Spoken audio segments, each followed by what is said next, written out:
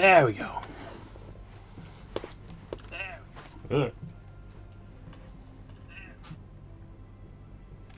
Want to learn how to grow your own mushrooms? Happy New Year, everybody. Good evening. I return. I took a couple of weeks off there because Christmas. Because why not? And over that time, some interesting things have been found, as you can probably tell. But here I am with my wonderful assistants, the darling Pedge. Hello. And the ever-irritating, ever-wonderful Peanut, who is staring blankly into space. Hello, how are you? Want to say hello to people? She does not, I'm sorry. Whew, but yes. Good evening, good evening. That was a nice little break. I feel like I managed to get a little bit of rest over that Christmas period. Yeah. Wasn't too crazy for once, which was quite a nice change of pace. But during that time, thanks to a good friend of mine, who will be mentioned again in the future, I was made aware of this. Mushroom Musume, I assume it's pronounced. Currently a demo that is available on itch.io and I'm assuming will be available on Steam as well, but I haven't looked. Apparently the basic excuse me. The basic concept is that you are going to grow your own mushroom daughter. Something which Paige and I are both very fascinated by. Yeah. That's why I think it's going to be like princess makeup, but mushroom. Yeah. Obviously this is the first time I have... oh good, and she's staring at me too. Just we need. Our own daughter appears to be humping her toy again. And she stared at me and it was disgusting. Is this the slow, like, thrusty of the Yeah, she's such a gentle, sensuous lover. Which doesn't make any sense. We don't know where she learned it from. Blue. Oh yeah, I suppose, yeah, we're assuming it was from Blue. Because, like, he thrusts like that too. It's really disturbing. Yeah, but he normally is incapable of actually making contact with anything. Yeah, like, he just, like, starts fucking the air, doesn't he? Yeah. It's so funny and disturbing. Whereas Peanut seems to at least understand that aspect of it, so, Somehow, even though she's female. that's what I'm saying. It's confusing. Yeah. She saw the basic motions from Blue, but she understood the mechanics intrinsically, somehow. Yeah. It's weird. Lord knows she didn't learn it from us, because we would never do something so filthy. Never. Nah, Barbie doll vagina here. You what? I said Barbie doll vagina, and there's nothing there. It's a flat surface. Weird. Just like the blue pants. Yeah. Like Action Man used to have. Yeah. So the blue pants. Blue plastic pants. Yeah, there's nothing under there, really. Oh. What a disappointment. At least I have a...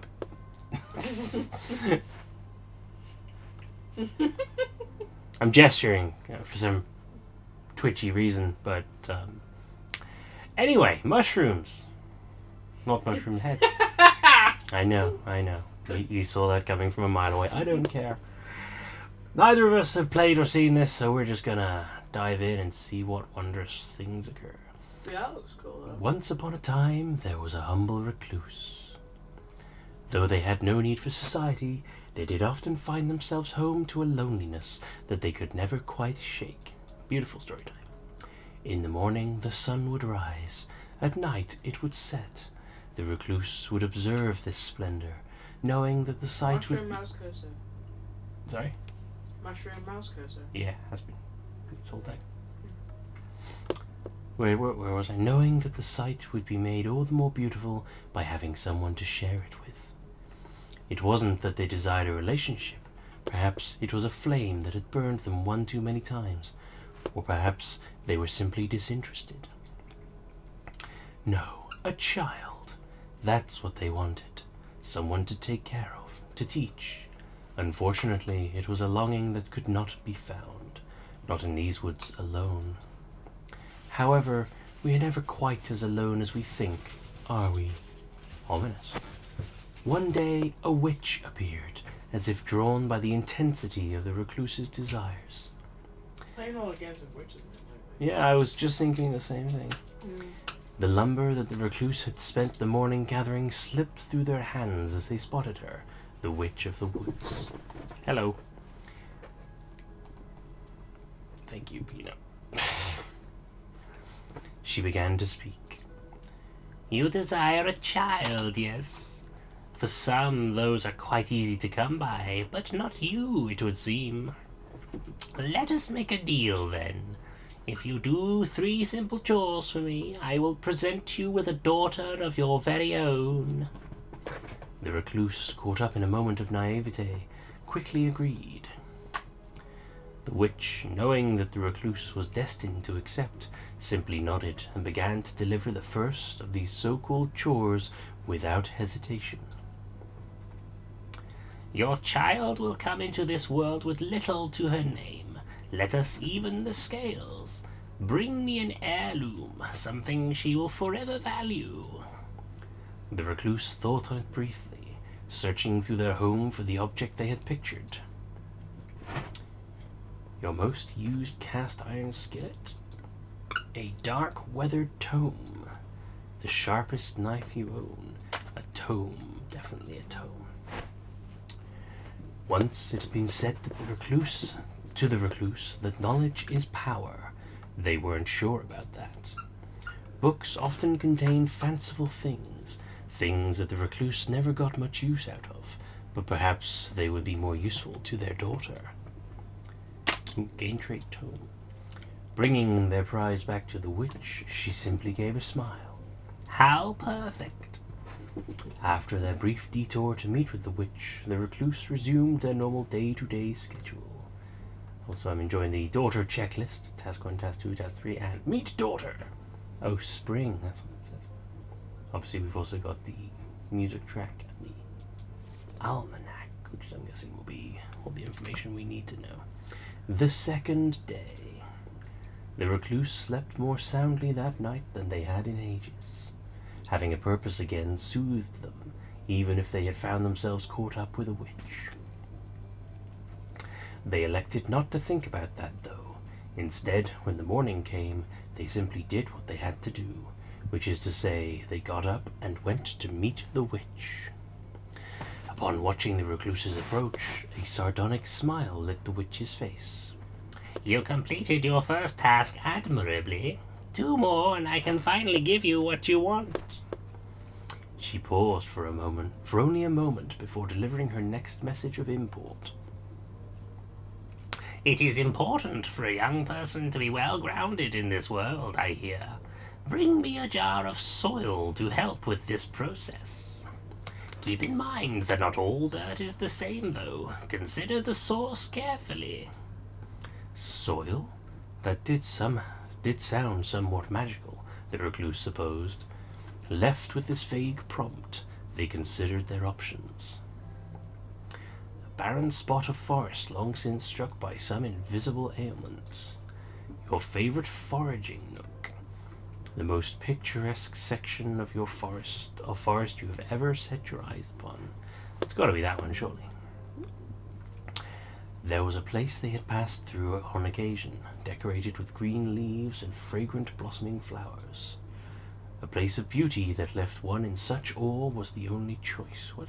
Oh yeah, only the best for their daughter. Arriving back at their meeting place, the recluse was excited to share their selection with the witch. So, that's what you picked, eh? Very well, it shall do. Feeling the need to scrub their skin, the recluse retired to their hut to cleanse themselves. That's a weird way of wording that. The third day.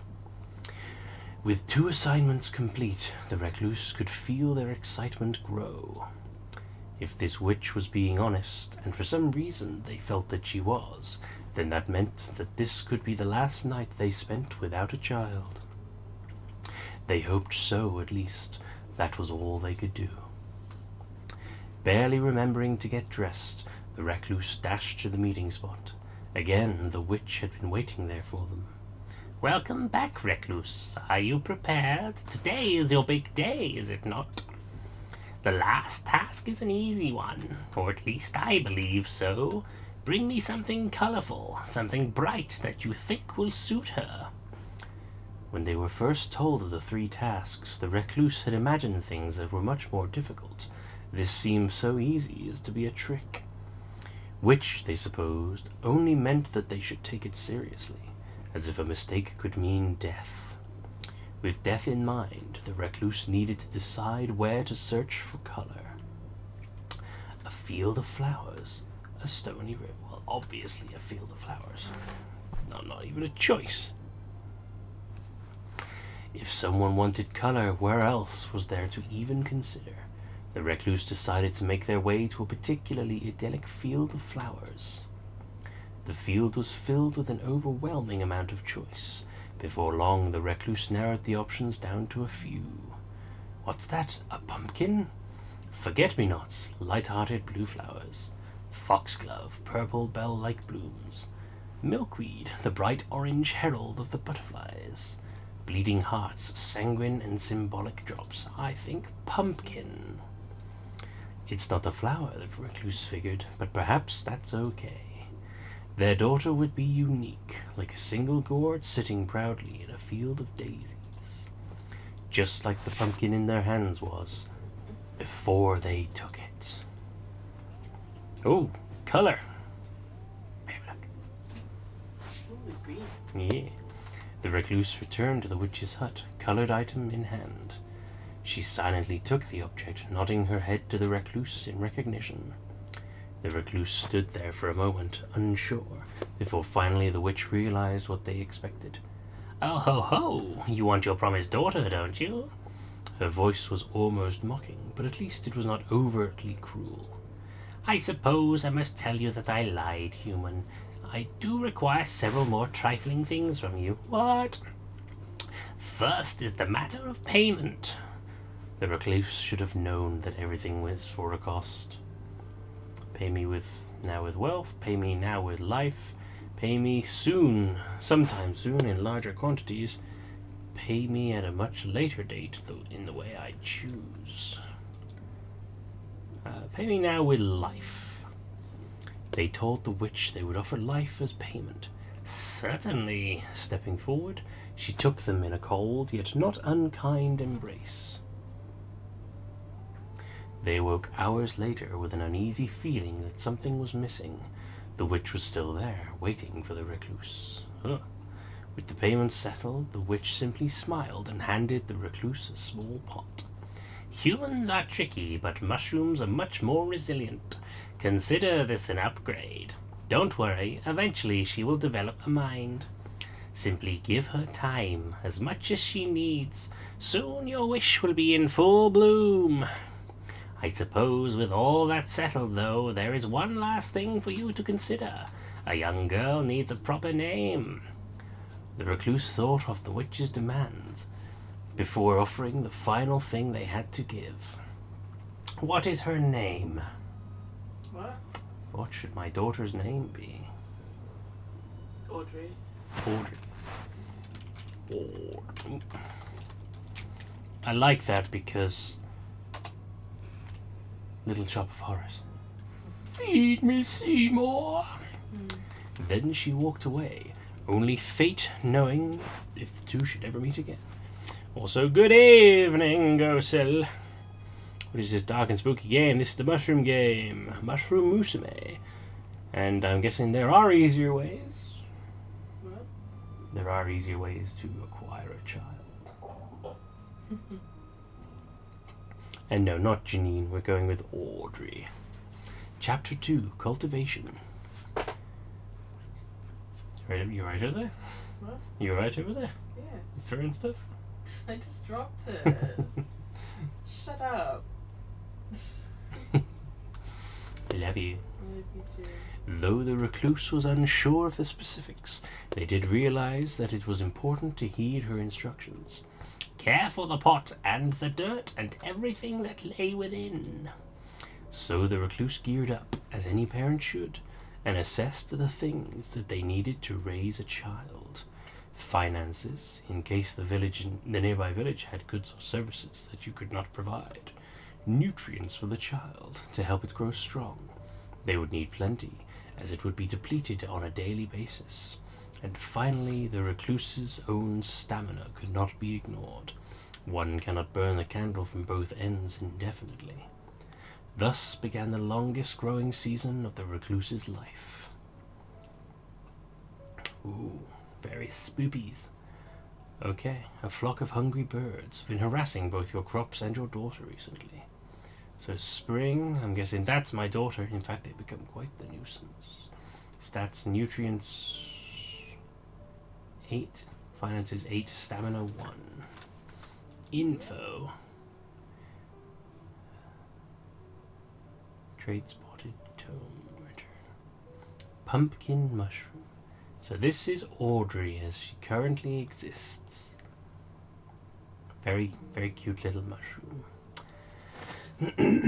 Fetch your bow and hunt the birds. Ignore the birds. Purchase some poison and forcefully. I'm gonna get my bow.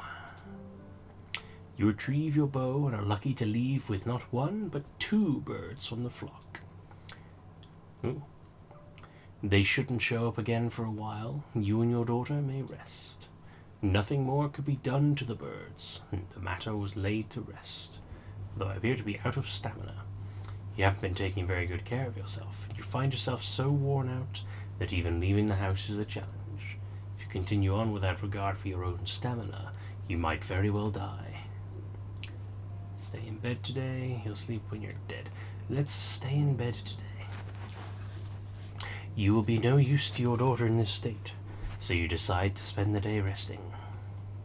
Sitting in bed, you think about your daughter and all the tasks you'll get done tomorrow. Decision being made, life continued. Hello there, Nor1214. I will certainly follow you back on the Twitters. Your daughter has changed in the night. Oh, look, he's got eyes now. That's cute. But yes, thank you very much for the follow. I'm assuming you are here to enjoy some spoopy mushroom nonsense.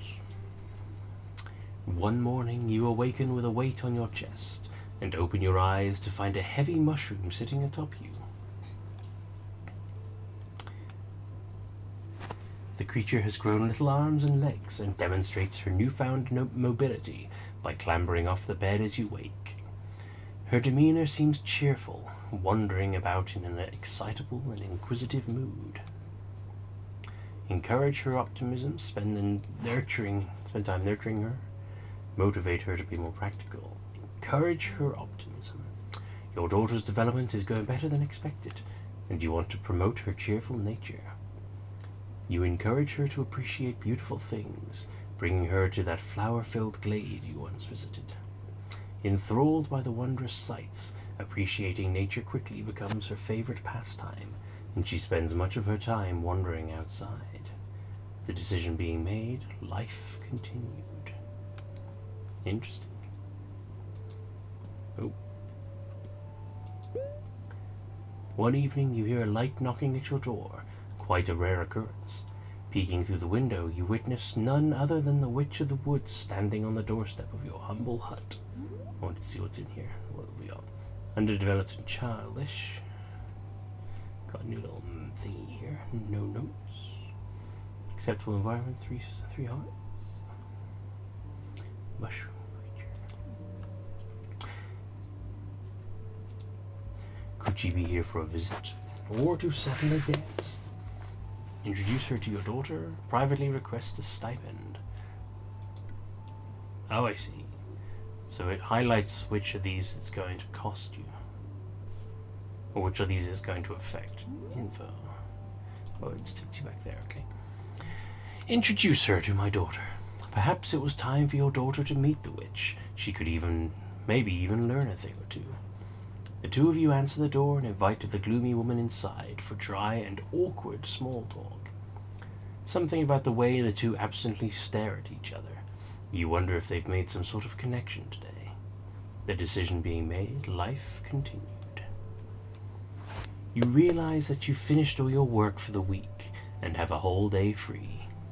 Spend some time cleaning up, teach your daughter some important lessons, take your daughter on a scenic hike, take your daughter to see the witch in the woods. Let's teach some important lessons.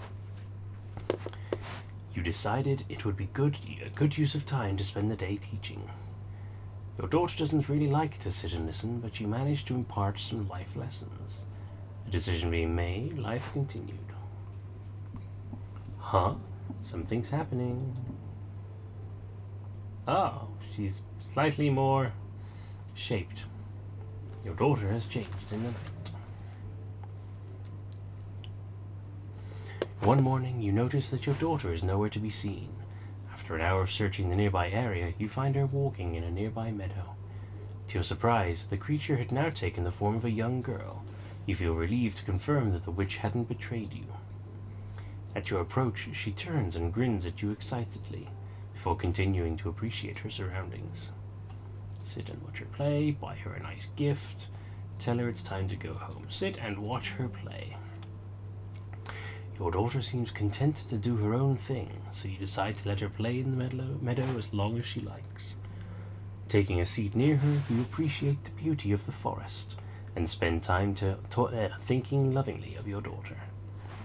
After some time, she tires of running about and bringing you pretty things.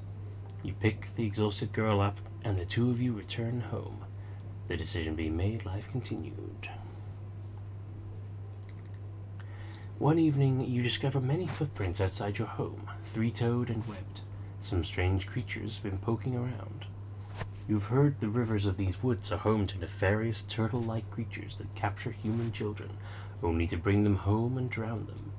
That's kappas, isn't it? Your child isn't a human, but you can feel the leer of envious eyes from the tree line. They know a precious daughter when they see one. By the looks of the tracks, these ones are quite young. Perhaps you can do something to frighten them away from your home. Deal with the issue decisively, stand guard until they stop, hunt one of them, purchase a magic ward. Keep your daughter inside. Let's deal with the issue decisively. What a lovely opportunity, you think, grimacing as you rifle through your things and find a number of objects that will serve you well. A netting, some spare poison, and a sword you swore never to see used again. Though if it's to protect your daughter, you don't see any reason not to. Granted, you've never used a sword yourself before, so you tie it to a long haft and fashion a spear out of it. All you have to do now is take your setup to the river. Tracking the general area where the little monsters like to reside, you set up the net across the river downstream in an area with heavy brush. Then, at the other end, you pour in the poison. It's a fun game, sticking them with the spear as they frantically try to escape the water, caught up in both brush and net. Horrifying. It took a very dark turn, and by the evening you have plenty of meals for the foreseeable future. Though you can't help but notice your daughter's fixation with the new lawn ornaments, shells on tall wooden skewers, a message to say, get out. The decision being made, life continued. That was a very ominous sound as well. Stamina's back down, but nutrients are up because we're eating kappa tonight. You haven't been taking very good care of yourself and find yourself so worn that even leaving the house is a challenge to continue on this regard. Stay in bed. You'll be no use to your daughter in this state. Sitting in bed, you think about your daughter and all tasks you do tomorrow. Decision being made, life continued. An end? It had been many strange weeks since the witch had gifted you an enchanted pot of dirt. It felt like much longer. You had perhaps underestimated the amount of effort it would take to rear a child. The long days and nights toiling for her every need left you drained, and that constant aching tiredness made it difficult to be present for the young girl. You suspected you weren't the role model a growing child needed. You sat down your mug of ale, readying yourself for another night of restless sleep. Maybe in the morning things would be easier. What the? Everything's pink now. And a new beginning. You had suspected for a long time that your time with the recluse was coming to an end. They raised you, you suppose, but it often felt like you were trapped, like you were kept locked away, unwanted and forgotten. Oh no! But you're older now. You have the ability to fend for yourself. There's no reason to stay where you aren't wanted.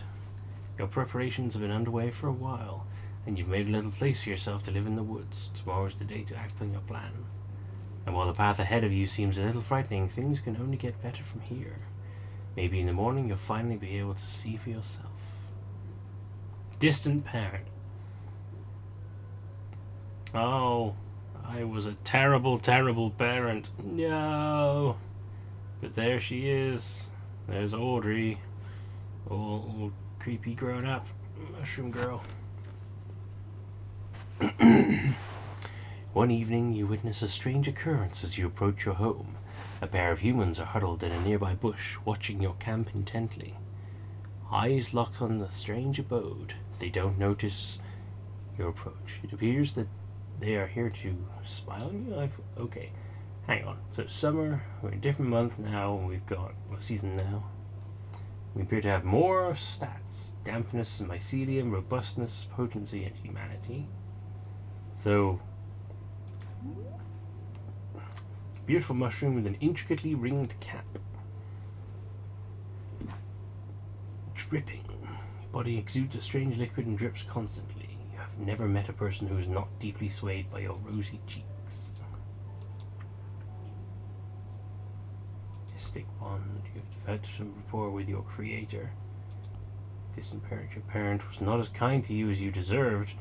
Oh, now they are alone and you are free. Reputation, relative obscurity, bookworm. Thankfully, you've been taught to read. You have grown into a young woman unexpectedly. Nope. Don't like an event? Use one of these cards and you can be on your way back home in no time. Cards represent the choices you have to make in life. You won't be able to use special cards in every event. They will automatically be dealt to you in appropriate situations. Be careful, most card types are limited. When they're out, unless you can find a way to gain more.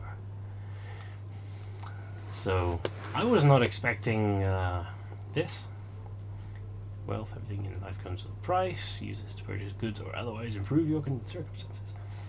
Tokens represent expendable resources. You can stack these on the corners of some specific cards to bend the odds in your favor. Use them wisely or not.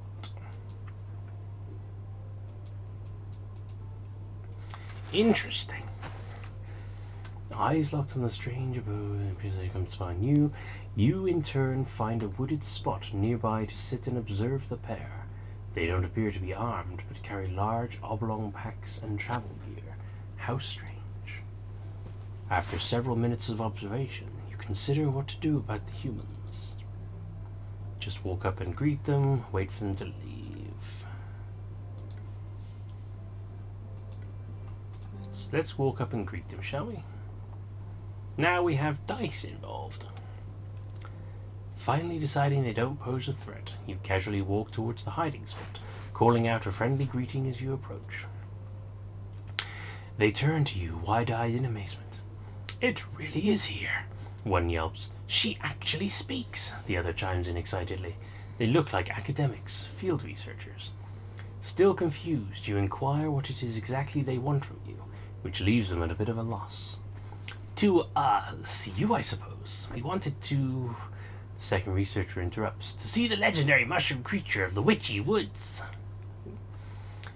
The two explain to you that they seek out unexplainable events concerning unknown creatures, and simply look into the matter. How curious. "We really should be heading out," one says nervously. "It is said that the Witch of the Woods kills any human who wanders the woods at night." You wave them away uncertainly, considering the creature they spoke of. Yet undiscovered, unique encountered. It's strangely fascinating. With the unusual experience still occupying your thoughts, you retire for the day.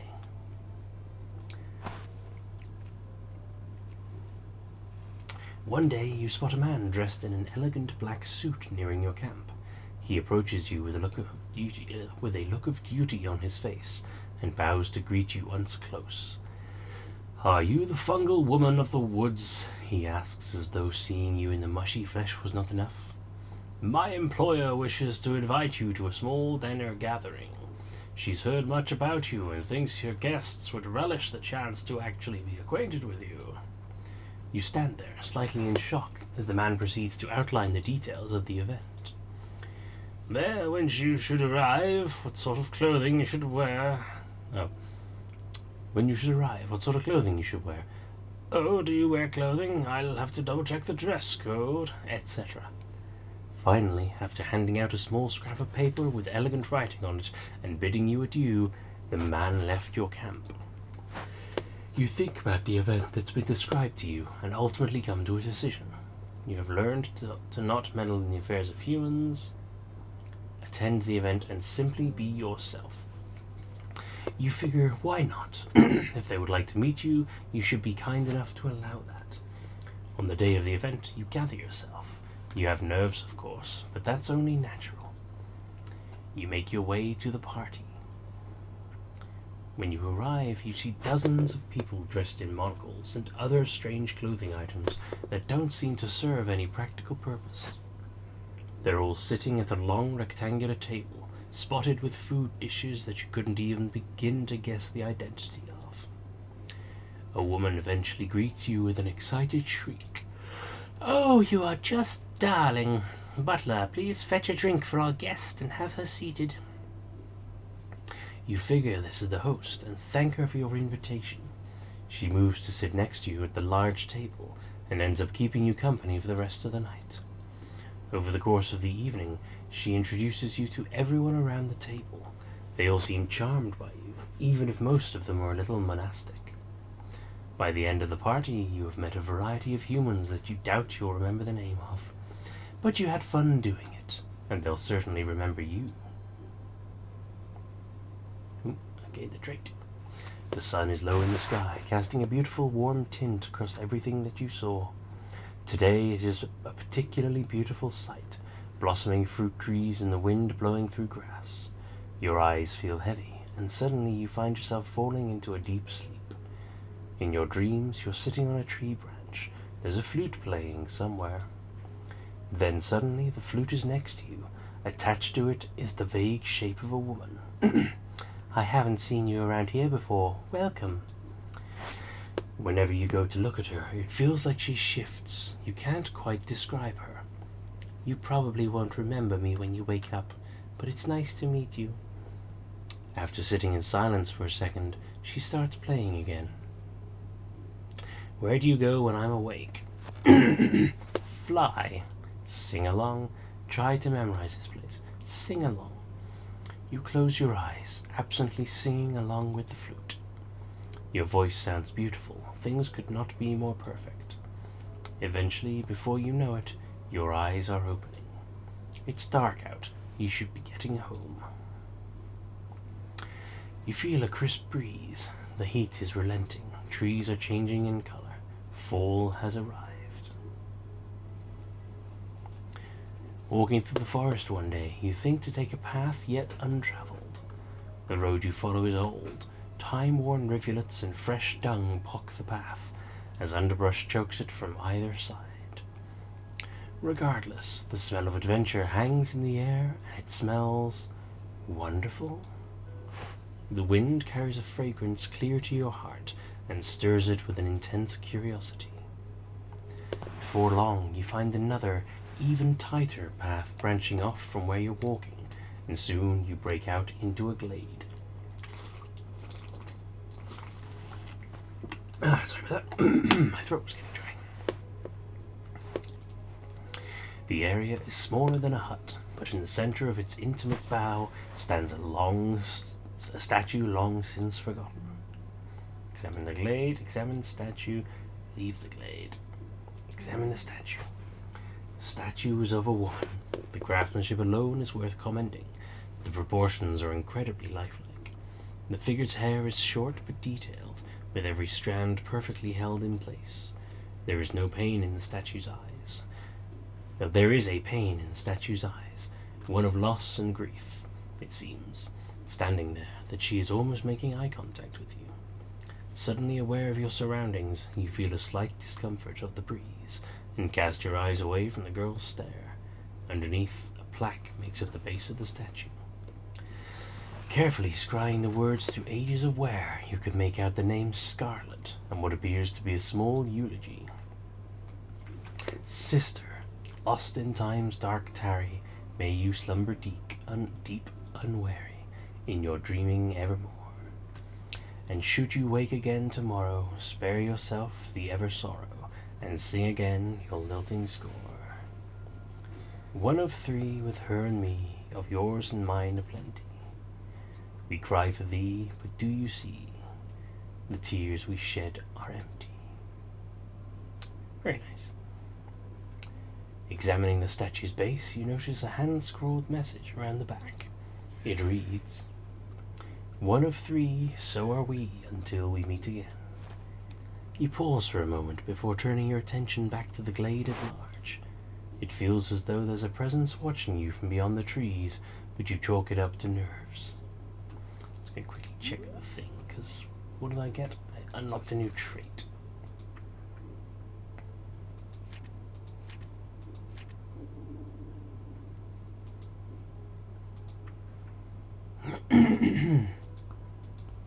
No, it doesn't seem to have any more there.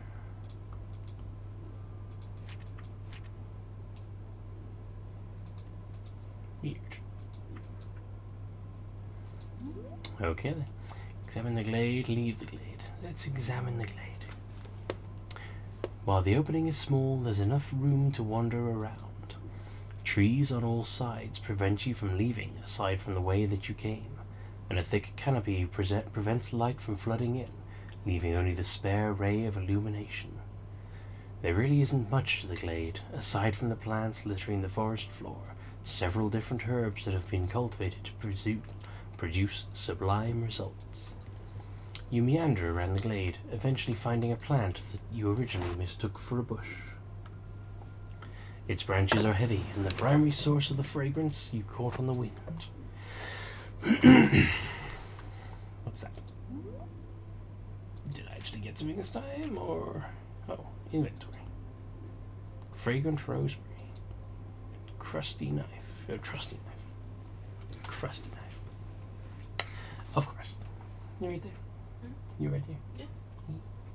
Did you want a tea? Oh, yes, please. Your friend. Yeah. Be wonderful, thank you. I haven't had one today. Excellent. Wonderfully timed. You break off a piece, enamored with the aroma, and store it on your person. Leave the glade. Feeling as though there are eyes watching you, you gather yourself and head back toward the more familiar paths. Walking around the village one day, you overhear a gaggle of fun-sized humans giggling the time away. You gradually sneak up on them and get close, remarkably close. They don't really seem to care that you're there. Hey, wait, are they ignoring you on purpose? The nerve of some fleshies. At least you can listen to whatever it seems to be so... Listen in to whatever seems to be so engrossing. How much? One of the children exclaims, her jaw dropping in sheer awe of another kid, whose chest is proudly puffed out. With a grin, the child reiterates, "Enough to buy 3 bags of candy." "No fair," another child cries out. "When I lost mine, all she bought me was enough for a hoop and stick." The other kids looked at the child with pity. Hoop and stick was so last season. "Well, anyway," the boastful kid continued, "I have another one loose, so I can expect even more candy here soon." "That's not fair. I want to lose a tooth. You're younger than me. What gives?" "It's probably because of all that candy," one of the kids said, getting met with only a shrug from the proud child as he snacked on his treats. "Whatever. I'm going to go home and pull my tooth out myself. And when you see me next, I'll have 4 bags of candy." The girl stormed off, determined to come into some coin of her own, which is odd when you think about it. Do these kids get money for their teeth? Do they sell their other parts? You wonder briefly about the value of a kidney when you hear one of the gremlins shout, "Be sure to put it under your pillow." Aha, you realize. There's a caveat.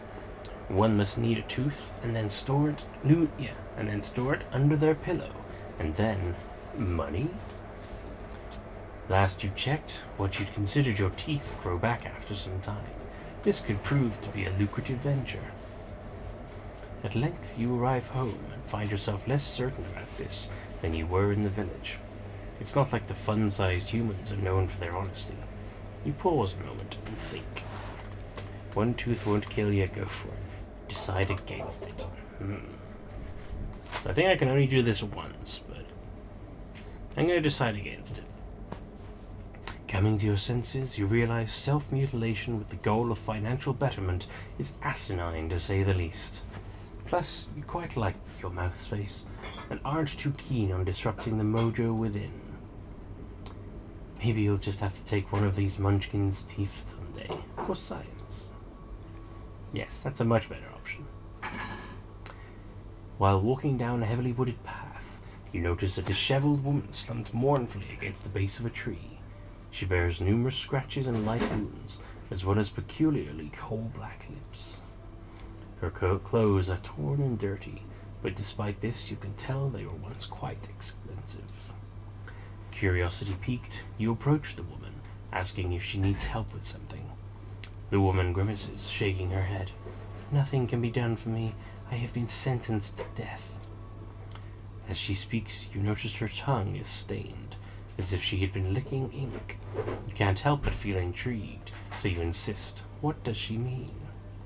"A few weeks ago, I was walking through these woods when I witnessed the most beautiful woman I had ever known, picking flowers alone.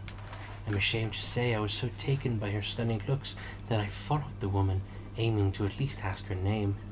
I discovered far too late, however, that it wasn't a woman, but the witch of the woods herself."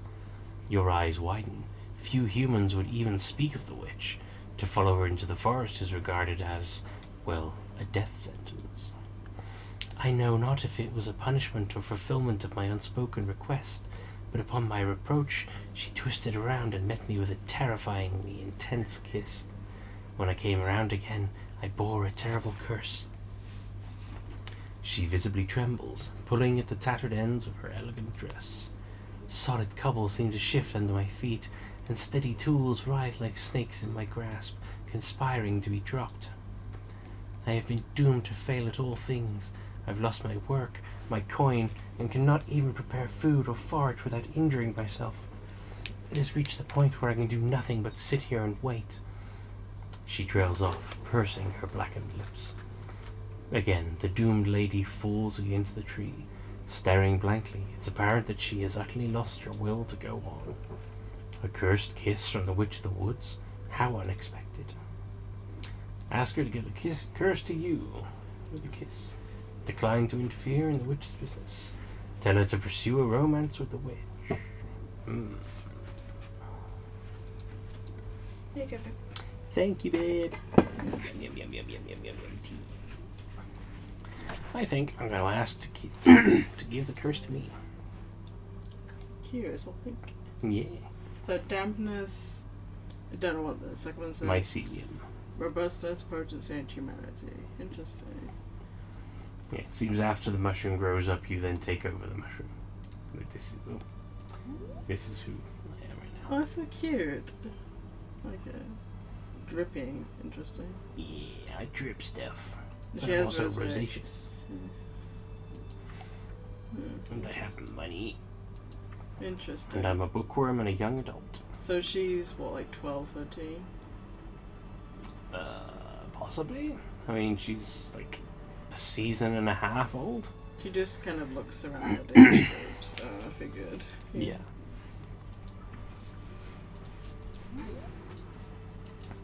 Let's go back to what I missed. You consider the woman carefully before demurely suggesting she try cursing you in turn. He does look like Princess Maker, though.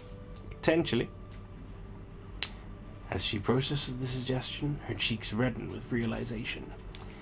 You'd really do that for me? The woman's particular weakness that landed her in this situation is apparent as she averts her gaze. Admittedly, your primary interest is in the kiss. You could consider this a sort of bargain of your own. You nod. The two of you share an impassive kiss, merely touching lips together for a moment.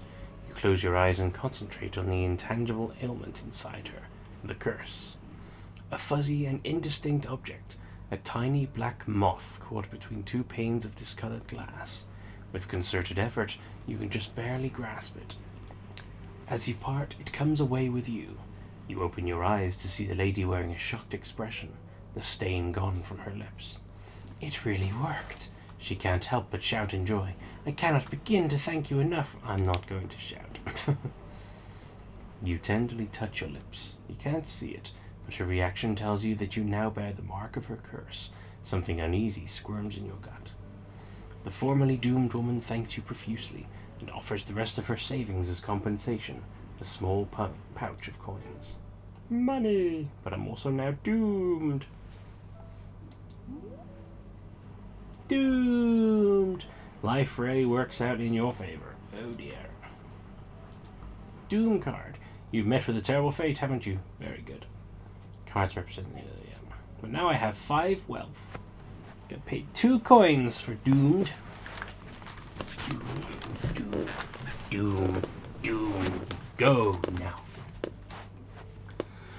Now free of her curse and eager to have some renewed control in her life, she leaves the woods. You can only hope you fare better than she did with your new burden. Excuse me. Excuse me again. Sorry? You okay? Yeah, just a brief moment of gassiness. It is past. While out running errands, you find that the town is much more active than usual. Through some chance encounters, you get the impression that a sort of travelling festival has been set up outside the town. Looking around, you do happen to spot a few people in very vibrant clothes. Out of curiosity, hello, Peanut. Flappity away back there. Yeah, she's on this side. Yes, you can just see her back legs. Hi, Amy. Out of curiosity, you follow them toward a gathering of colourful tents. As you stand there gawking, you get the feeling that you've wandered into the entertainer's living area rather than finding a way to the show itself. There are people practicing a routine, people tossing coloured rods back and forth, a man sharpening knives, as well as a large number of other eccentric activities. Ask a particularly muscular human for training tips, get a closer look at the jugglers, ask the man about his knives, approach the colourfully clothed couple rehearsing lines. The 2 entertainers seem pretty into their forever doomed. Oh no. The 2 entertainers seem pretty into their rehearsal, but you figure that there's nothing wrong with approaching them regardless. Unfortunately, they seem to interpret your presence as an intrusion. Your questions are met with a barrage of hurtful jokes. The 2 of them pick apart your appearance, mock your bold rudeness, and even compare you to compost. Bastards! Embarrassed, you decide to leave before they say anything else damaging to your self-esteem. Fuck 'em, who cares? That's so mean. A chilly breeze grants you one morning, heralding the approach of winter. The end of the year approaches and you find yourself considering your aspirations. You want to accomplish something significant. You decide. Something you'll remember. Take on a dangerous quest. Attend a charming evening at the gala. Decide not to pursue anything. Tempted to do the dangerous quest, but considering that I have a doom curse, that's not going to go well. Cheap viewers. Oh my god. No, thank you. I have no desire to pay for viewers. Recently, you garnered enough attention in the area to be invited to a high-class event. This could be an opportunity to celebrate the year, or invite someone you wish to grow closer with. But the girl of your dreams, actually don't go to the gala. Let's invite the girl of my dreams. You consider a strange dream you had once. A woman was there, you think. For some reason, you set your mind on finding her. There's no one else you'd rather attend with anyways. The gala isn't until the end of the year. You'll have plenty of time to prepare yourself. While tending to your home... Excuse me. While tending to your home, you begin to feel an otherworldly pull towards the forest. You can't resist, and moments later find yourself surrounded by trees and standing in front of a mushroom-covered hut. Deep within, you know the witch that made you resides here. Force yourself to turn tail. Enter the hut cautiously, treat her as a stranger. Enter the hut with the hope of learning magic. Oh, I see everything has doom on it. Well, I don't want to treat her as a stranger. So I guess I'm just going to have to go in and hope for magic. You enter the hut and bow respectfully, addressing the witch as you would an apprentice to a master. She accepts your want for knowledge and begins tutoring you. Hooray! Time moves strangely in these woods, and you are unsure how long you read scrolls and practice channeling. By the time you leave though, you find you've gathered slight control over your magical potential. It's nice out today, so you've decided to have a picnic. After wandering around for some time, you come across a quaint house with a bell. Just as you begin to wonder what purpose it serves, the bell rings and several children run out and begin to play. A small group of them take notice of, and subsequently surround, you. With their curiosity thoroughly piqued, you have a few ways to proceed. Curtsy and introduce yourself. Invite them to join you. It's curtsy. Your words feel like rocks in your mouth, slowly tumbling out and sounding strange. Your curtsy also ends in a disaster, as you lose your balance and fall over. Overwhelmed by your embarrassment, you run off and have your panic in solitude. No! A man wearing a vibrant, multicolored robes and a large pack approaches your home. He's heard rumors of a beautiful fungal woman and has come to paint you. He asks if you'll give him the honor of being the first to put your beauty on the canvas. Accept the request. Convince the artist to teach you. Fuse, you're not so vain as to want art. Convince the artist to teach you. Ugh, fail. The man is too disappointed to register your request for a lesson. He simply turns and sadly walks back to where he came from. Oh. The winter gala draws ever nearer, and you realize you have work to do if your date is ever going to happen. The woman you have decided to invite is strange, otherworldly. To go to the ball with her, you first have to find her. Go to the library for research, try to find her in your dream. Go to the library. The woman is something extraordinary. You are convinced that she is real, and that there is something more you can learn about her. A few days before the ball, you decide to go to the local village to do more research. They have books there that may tell you more. You spend the day poring through books. To be honest, you barely know how many books have even existed before that day. They cover many topics. Some aren't even books at all. You try going through local historical documents, attempting to find any record of a woman that seems like the one you had met. But you are unable to find anything other than a few scantily recorded documented disappearances. Then you research dreams, or at least what philosophers have to say about them. There's a theory presented that all life is but a dream. This makes you think of the woman, of how she could just be a dream within a dream.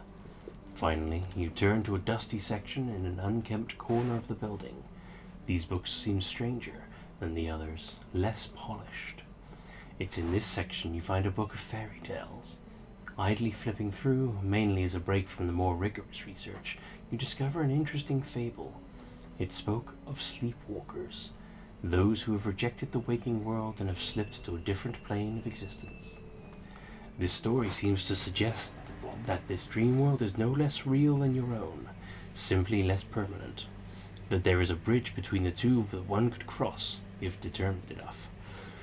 You doubt how useful this information could be. It's just a story after all, but it gives you something to think about. Try to find her in your dreams.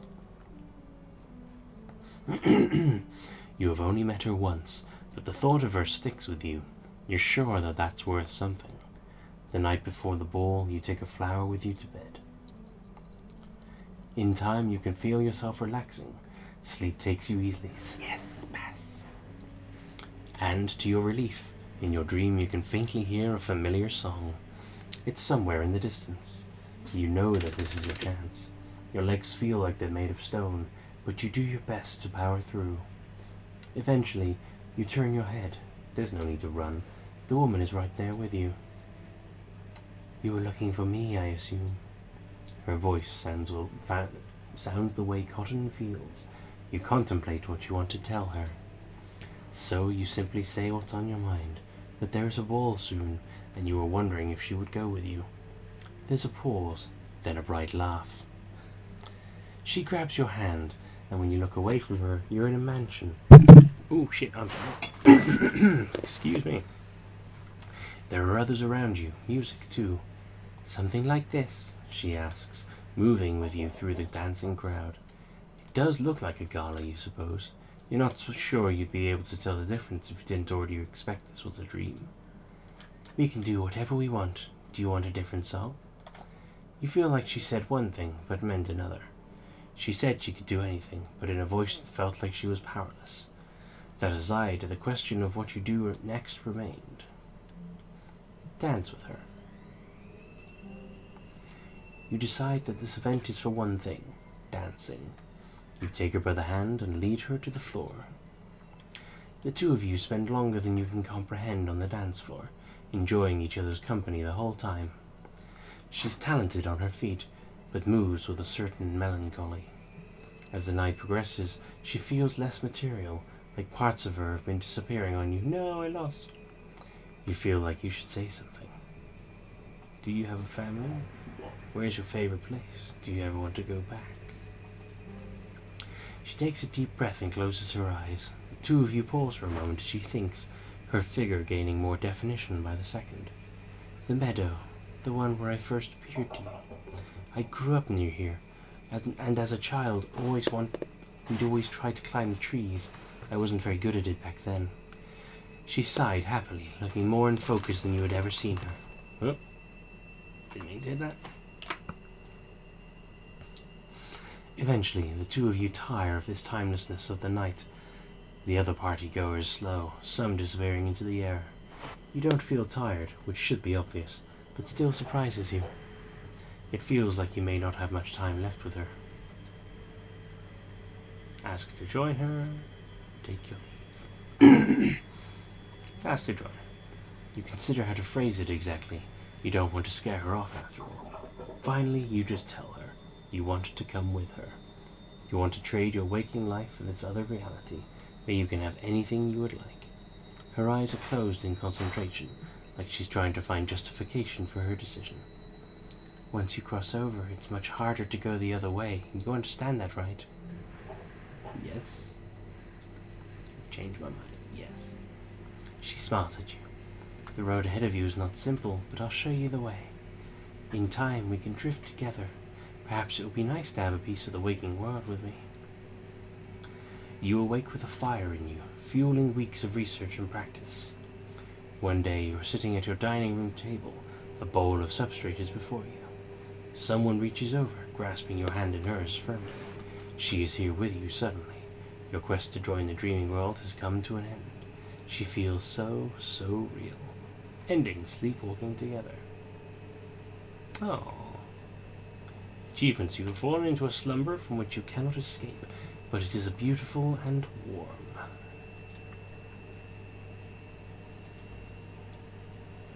Touched by magic in some way? Magic. Interesting. So, I'm assuming most of these things would come... Oh, yeah, spell card. Power is unlimited. Interesting. So, congratulations on finishing your first run of Musume. You've just discovered one of over 30 endings available in the demo version of the game. Wow, okay.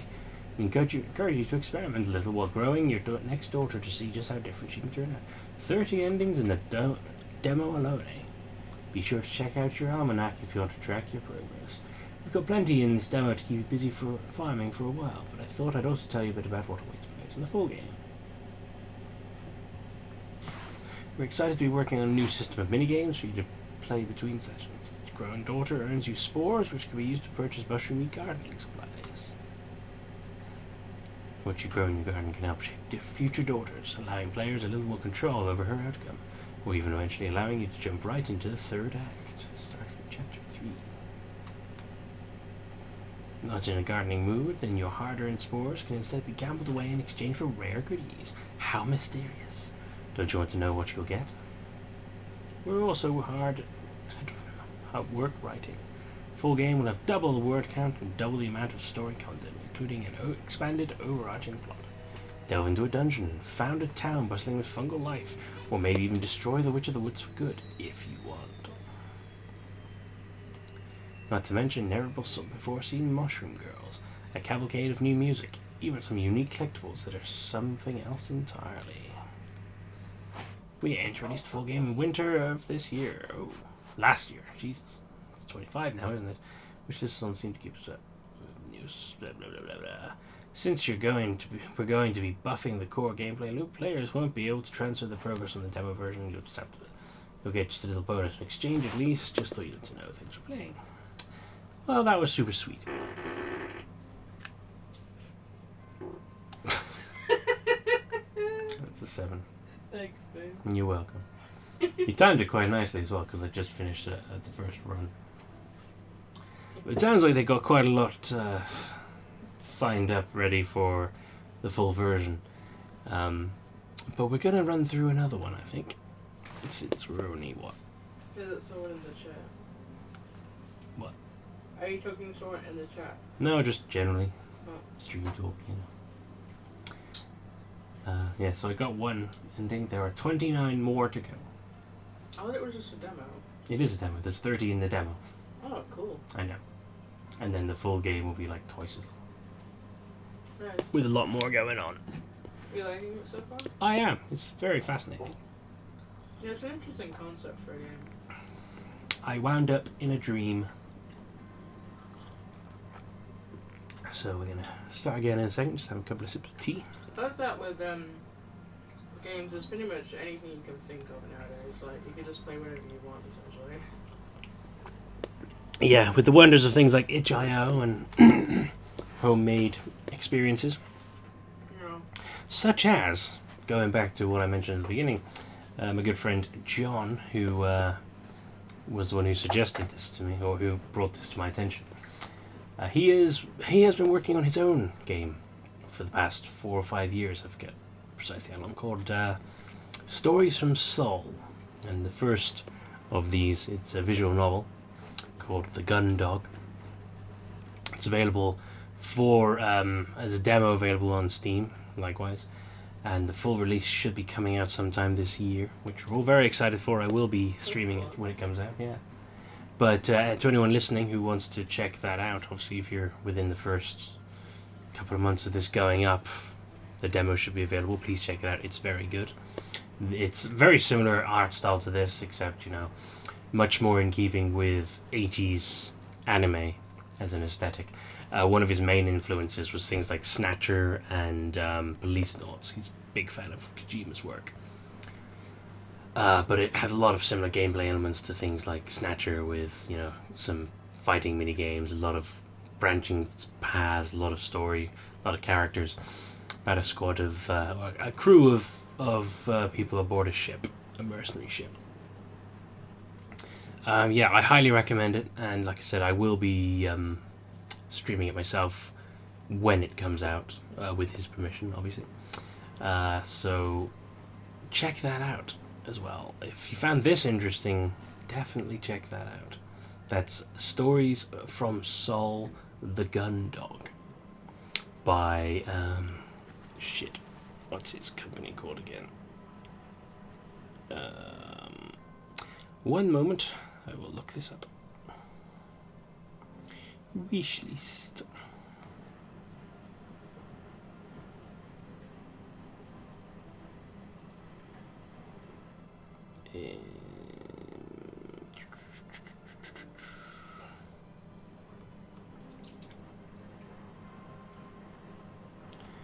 Stories from Soul, Gun Dog by That's a little snippet of music for you there. So yeah, Space Colony Studios, published by Astrolab Games. Oh, it's actually got a date up, 20th of February 2025. So 2 months. Not too far. Very exciting.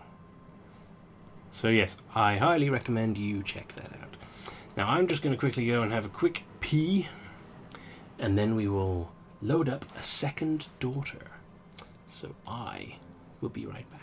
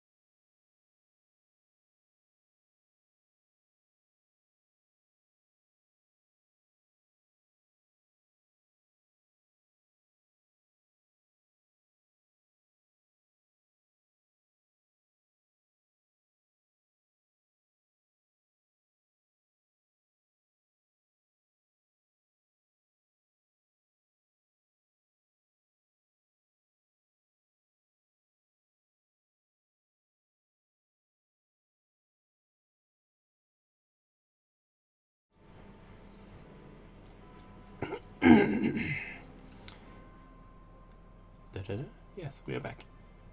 I think we're back. Yeah, we are back. Wonderful. Sorry about that. Now we are going to start again. See what other wonderful things will befall us. Once upon a time, there was a humble recluse. They had no need for a load in the morning sun. Okay, so we know all this. Reading the thing, which wants us to gather something important. So, prepare the rich, comforting meal, organize surprisingly unstated collection of keepsakes. What happened?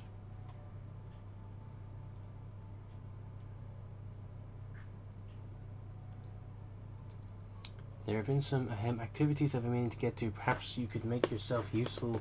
Cross one of them off the list, not realizing that they were simply saving the witch some time. The recluse determined which task they were most suited for. Okay, so this is slightly different.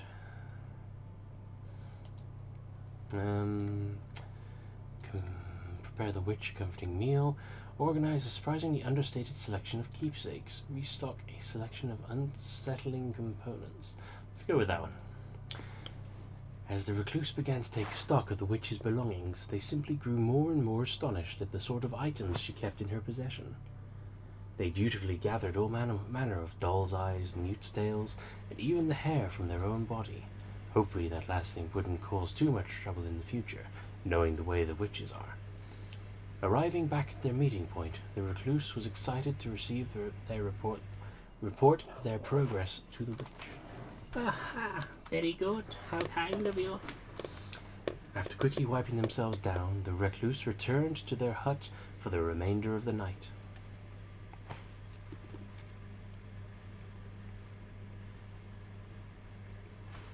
The second day. The recluse slept more soundly that night than they had in ages. Having a purpose again soothed them, even if they had found themselves caught up with the witch.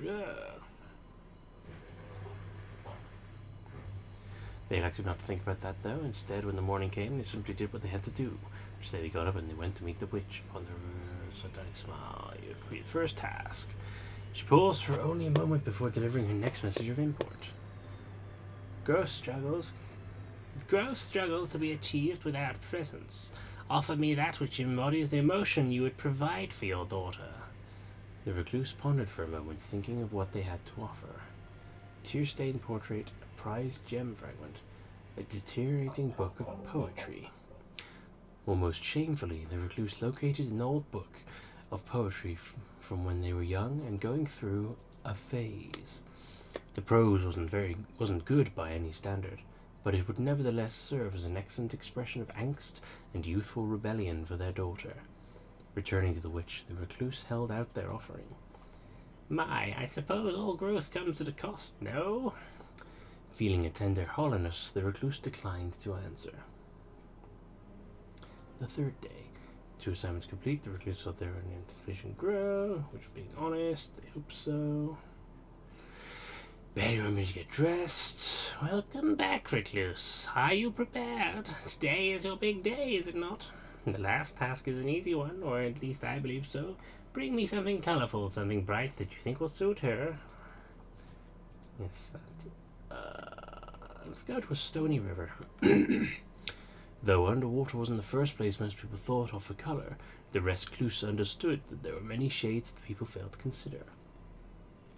They arrived at a nearby river, glancing into the glassy water to spy a variety of small shining stones. Obsidian, dark, glassy, ghostly of ancient fires. Jasper, nature's deep brown canvas. Garnet, lost maroon heralds by bygone storm. Marble, the pale proprietor of possibilities. And slate, a simple yet sturdy grey. Let's go with marble. Retrieving a small rounded stone, the recluse realized it had to be a chunk of marble. Unblemished, it seemed perfect for their daughter. On that surface, anything could happen. I discovered white. The recluse returned to the witch's hut, colored item in hand. She silently took the object, nodding her head to the recluse in recognition. The recluse stood there for a moment unsure, before finally the witch realized what they expected. Oh ho ho, you want your promised daughter, don't you? Her voice was almost mocking, but it was not overly cruel. I suppose I must tell you that I lied, human. I do require several more trifling things from you. First, the matter of payment. The recluse should have known that everything is for a cost. Pay me now with wealth. Pay me sometime soon in large quantities. Pay me at a much later date in the way I choose. Let's pay with wealth now, shall we? They offered the coin purse to the witch, and she took it wordlessly. After pocketing the whole pouch, she returned a single coin to the recluse's hand. This will be sufficient, the witch smiles. With the payment settled, the witch simply smiled and handed the recluse a small pot. Humans are tricky, but mushrooms are much more resilient. Consider this an upgrade. Don't worry, eventually she will develop a mind. Simply give her time, as much as she needs. Soon your wish will be in full bloom. I suppose With all that settled, though, there's one last thing for you to consider. A young girl needs a proper name. The recluse thought on the witch's demand before offering the final thing they had to give. We'll go with Janine, as previously offered by Ursel. Janine. Then she walked away, only fate knowing if the two should ever meet again.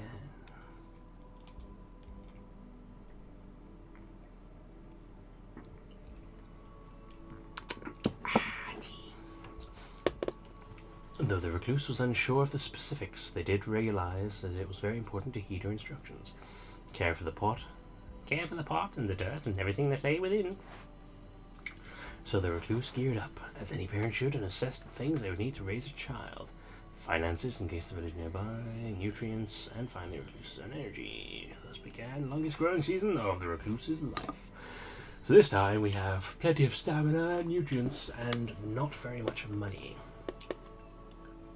Harsh weather has taken its toll on your garden, and your entire harvest has been lost.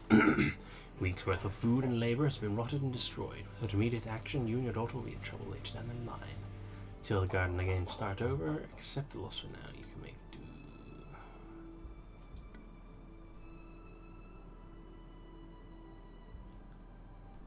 Accept the loss. It's unfortunate to let it go, and yet you bitterly accept it. You're a bit of an expert in that area. Next year you will be better prepared. For now you will rest and simply go without. The decision being made, life continued. Recently you've begun to think about your daughter's living quarters, specifically her pot. You have a few ideas how to improve it, but you only have so much time. Which do you decide to move forward with? Cooking scraps as compost, ensure that her soil remains ever damp, decorate the pot, buy some fancy substrate, infuse the soil with a drop of your own. Well, of course we gotta go with a drop of own blood. If this mushroom is to be your daughter, you think it's only appropriate to share your blood with her. This is typical of a parent and child, you have been told. You want your daughter to know her parent, so you prick your finger and tell her your darkest secret as you quench her thirst. Though you do not need to share your burdens in life, you think it's only fair that she has an inkling of what those burdens are. Her quality of life having been improved, life continued. Something's happening. Oh, interesting. Thought it changed in the night. It's a different shape. One day you find your daughter has left her pot and now hops around your home with determination. The creature jumps about with ease, with clear intent now visible on her face. Her demeanor seems active and brazen, often finding herself engaged in troublesome play. Encourage her ball and spend her time nurturing her.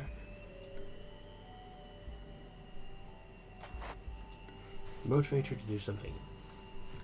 Concerned about your daughter's safety, you decide to encourage her to do something else. You teach her an appreciation for quiet and thoughtful games, giving her less dangerous toys to play with. Over time, she adopts some semblance of discretion and thoughtfulness, finding excitement elsewhere. Decision being made, life continued. One evening, you hear a light knocking at your door, quite a rare occurrence. Peeking through the window, you witness none other than the Witch of the Woods standing on the doorstep of your humble hut. Could she be here for a visit or to settle a debt?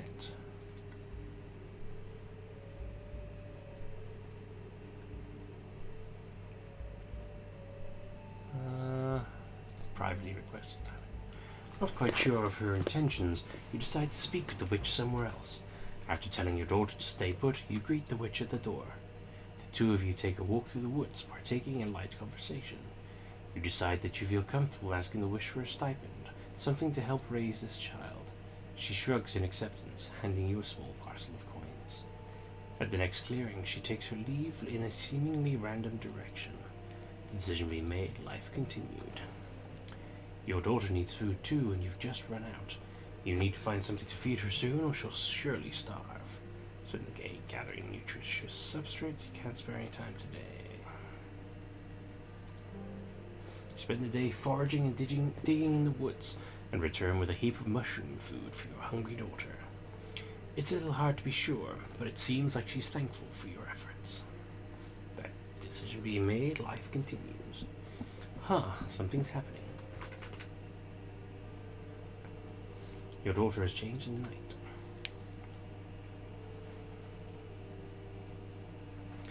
One morning, you notice that your daughter is nowhere to be seen. After an hour searching the nearby area, you find her standing perfectly still in a dead stand of trees. To your surprise, the creature had now taken on the form of a young girl. You feel relieved to confirm that the witch hadn't betrayed you. At your approach, she turns and acknowledges you silently, before continuing to carefully watch her surroundings.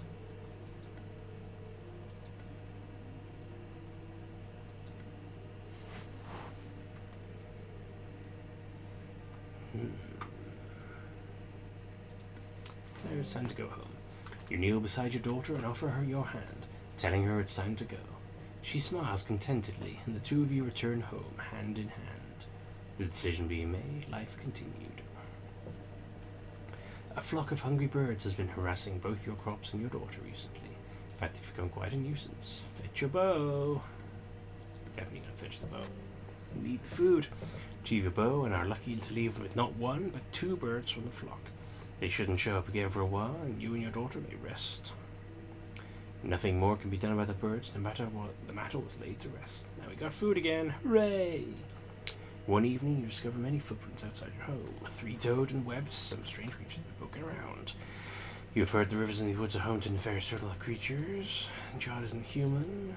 By the looks of the tracks, they're quite young.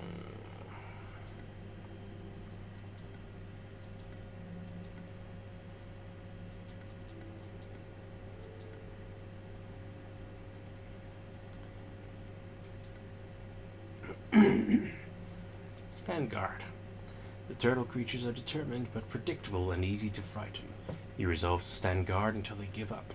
Usually the amphibious monsters scout the area before sunset and make their move as soon as darkness falls. Standing at your doorway and brandishing a hatchet, you warn them off each night without fail. Occasionally they test your determination. Their beady-eyed leers and whispered hooting persist long after midnight. A sleepless night or two or a small price to pay for your daughter's safety. You successfully outlast them, and after 2 weeks the signs of their intrusion cease. For now they have given up, and you can once again spend your evenings with your daughter, worry-free. The decision being made, life continued. An end?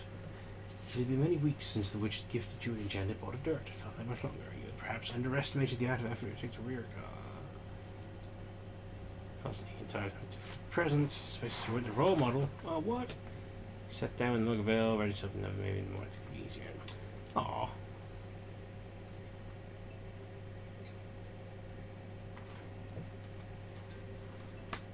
You had suspected for a long time that your time with the recluse was coming to an end. They raised you, you suppose, but often felt like you were trapped, like you were kept locked away and wanted and forgotten. But you all now have the ability to fend for yourself. There's no reason to stay where you are wanted. What? Distant parent again.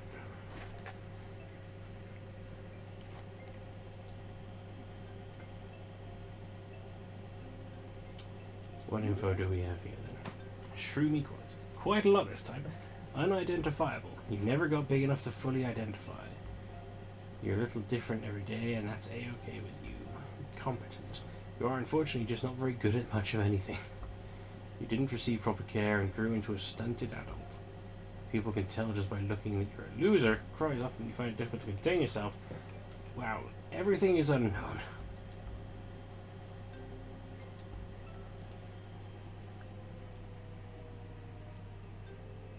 Oh, I see.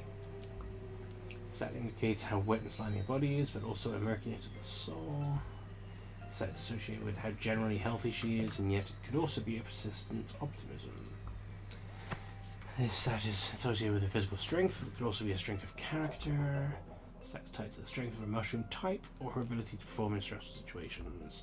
Stat is how good of a person she is, literally and metaphorically. 3 nope cards, but 1 wealth. Young adult. That's all there is. And of course, distant parent. Well, I really fucked this one up, huh? While wandering the woods near your home, you suddenly hear something rustling in the foliage ahead of you. Before you can react, a large boar bursts from the brush and locks eyes with you. You sense an intense, flaming aura of determination emanate off this wild hog. You're sure you came prepared for this? I don't think I did. Run for your life. It's just a pig. right? Face it. Running for your life. Oh, that's not good. You try to turn and flee, but almost immediately get tripped by an exposed tree root. Falling face first into a muddy puddle, you seem to have confused the pig at least. Instead of being hostile, it looks at you as one of its own kind as it comes over and joins you for a mud bath. You're safe, it seems, but thank goodness no one is here to see this. One day you spot a man dressed in an elegant black suit nearing your camp. He approaches you with a look of duty on his face, and bows to greet you once close. "Are you the fungal woman of the woods?" he asks, as though seeing you, your mushy flesh from my mouth. "My employer wishes to invite you to a small dinner gathering." You stand there slightly in shock. When you should arrive, it's closing. When you find your hands full of crap heavy that you're writing. Think about the event. Attend the event and be myself. You figure, why not? If they'd like to meet you, you should be kind enough to allow that. The day of the event, you gather yourself. You have nerves, of course, but it's only natural. Make your way to the party. When you arrive, you see dozens of people dressed in monocles and other strange clothing items that don't seem to serve any practical purpose. They're all sitting at a long rectangular table, spotted with food dishes that you couldn't even begin to guess the identity of. A woman eventually greets you with an excited shriek. "Oh, you're just darling. Butler, please fetch a drink for our guest and have her seated." Figure this is the host and thank her for your invitation. She moves to sit next to you at the large table and ends up keeping you company for the rest of the night. Over the course of the evening, she introduces you to everyone around the table. Yes, pass. They all seem charmed by you, even if most of them are a little monastic. By the end of the party, you met a variety of humans that you doubt you'll remember the name of. But you had fun doing it, and they'll certainly remember you. What did I just gain?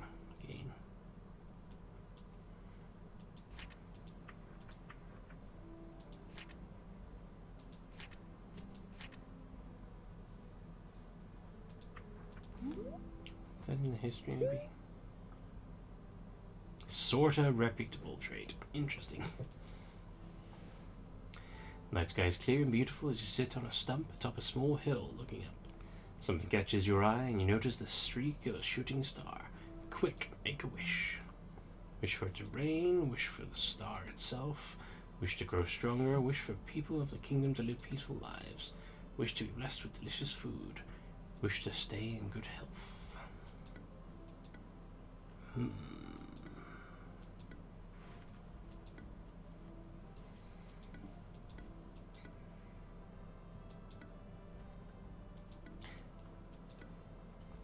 Let's wish to be blessed with delicious food. 9. You're not sure who left it there, but you find a basket of pristine fresh fruits and veggies outside your home the next day. You make a beautiful and delicious breakfast and start your day off right. You feel a crisp breeze, the heat is relenting, trees are changing in color. Fall has arrived. The sun is low in the sky, casting a beautiful warm tint across everything that you saw. Today it is a particularly beautiful sight, blossoming fruit trees and the wind blowing through grass. Your eyes feel heavy and suddenly find yourself falling into a deep sleep. In your dreams you are sitting on a tree branch, there's a flute playing, and suddenly a new flute next to you. Attached with a beautiful woman. I haven't seen you around here before, welcome. Wherever you go to look like she shifts, you probably won't remember me when you wake up, but it's nice to meet you. I'm sitting for science.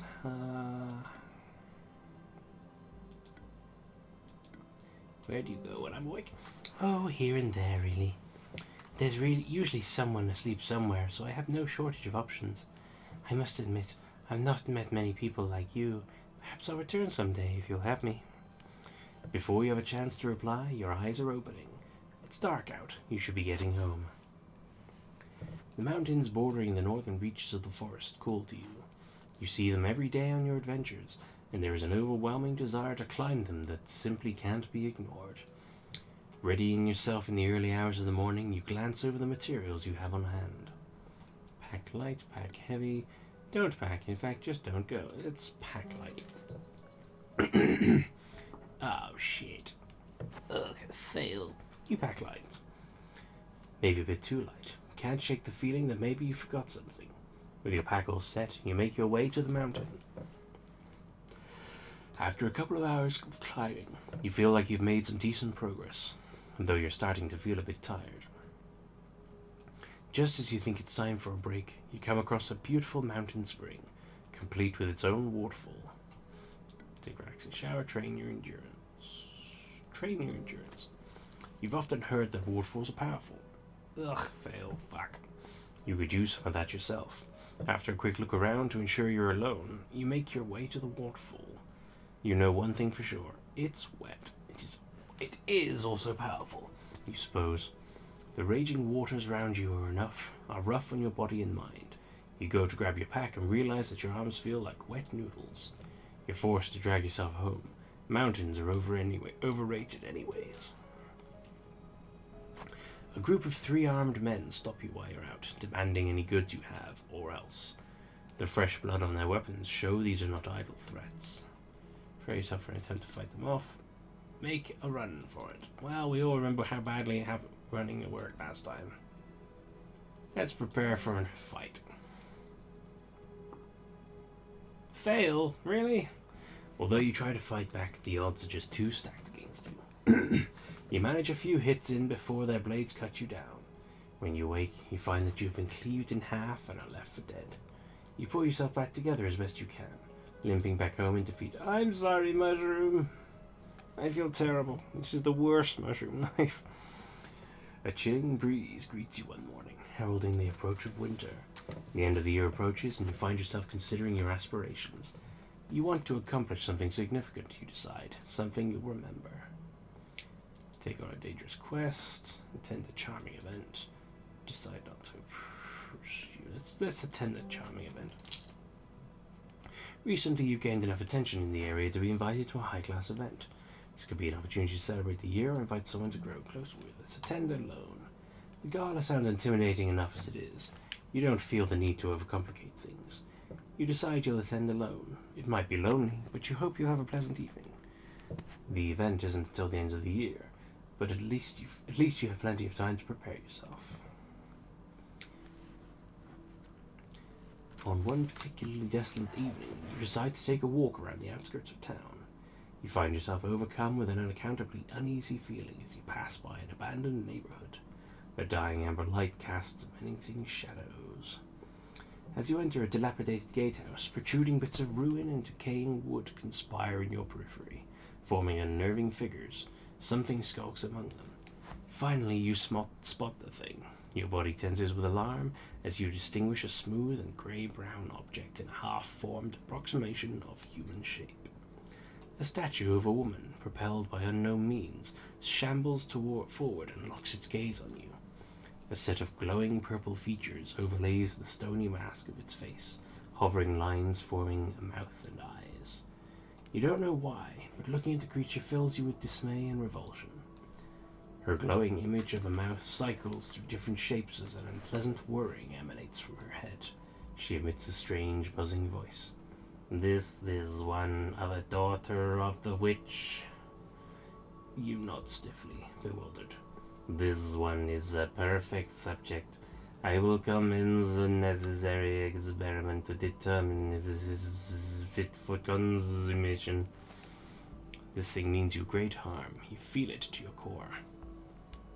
Turn tail, run for the woods. Attack the creature. Tell her you are not a daughter of the witch. Turn tail and run for the woods.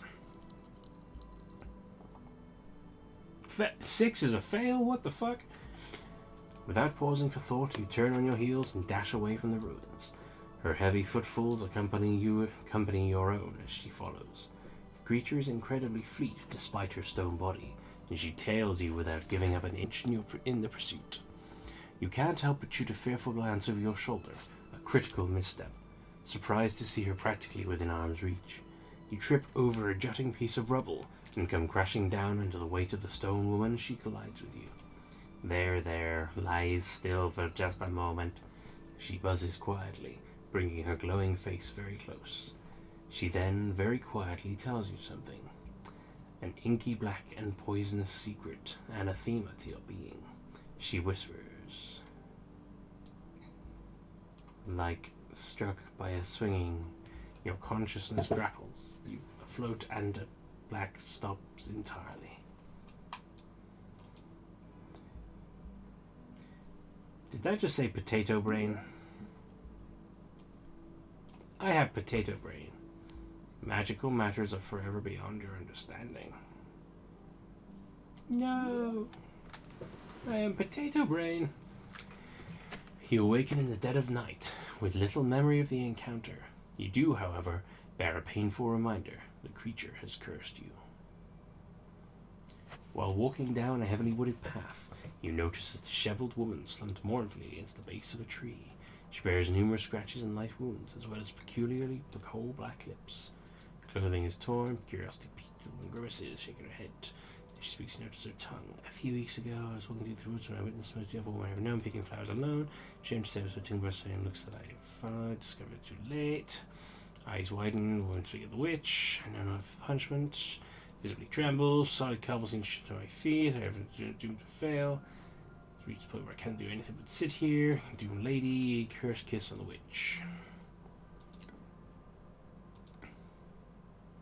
Tell her to pursue a romance with the witch.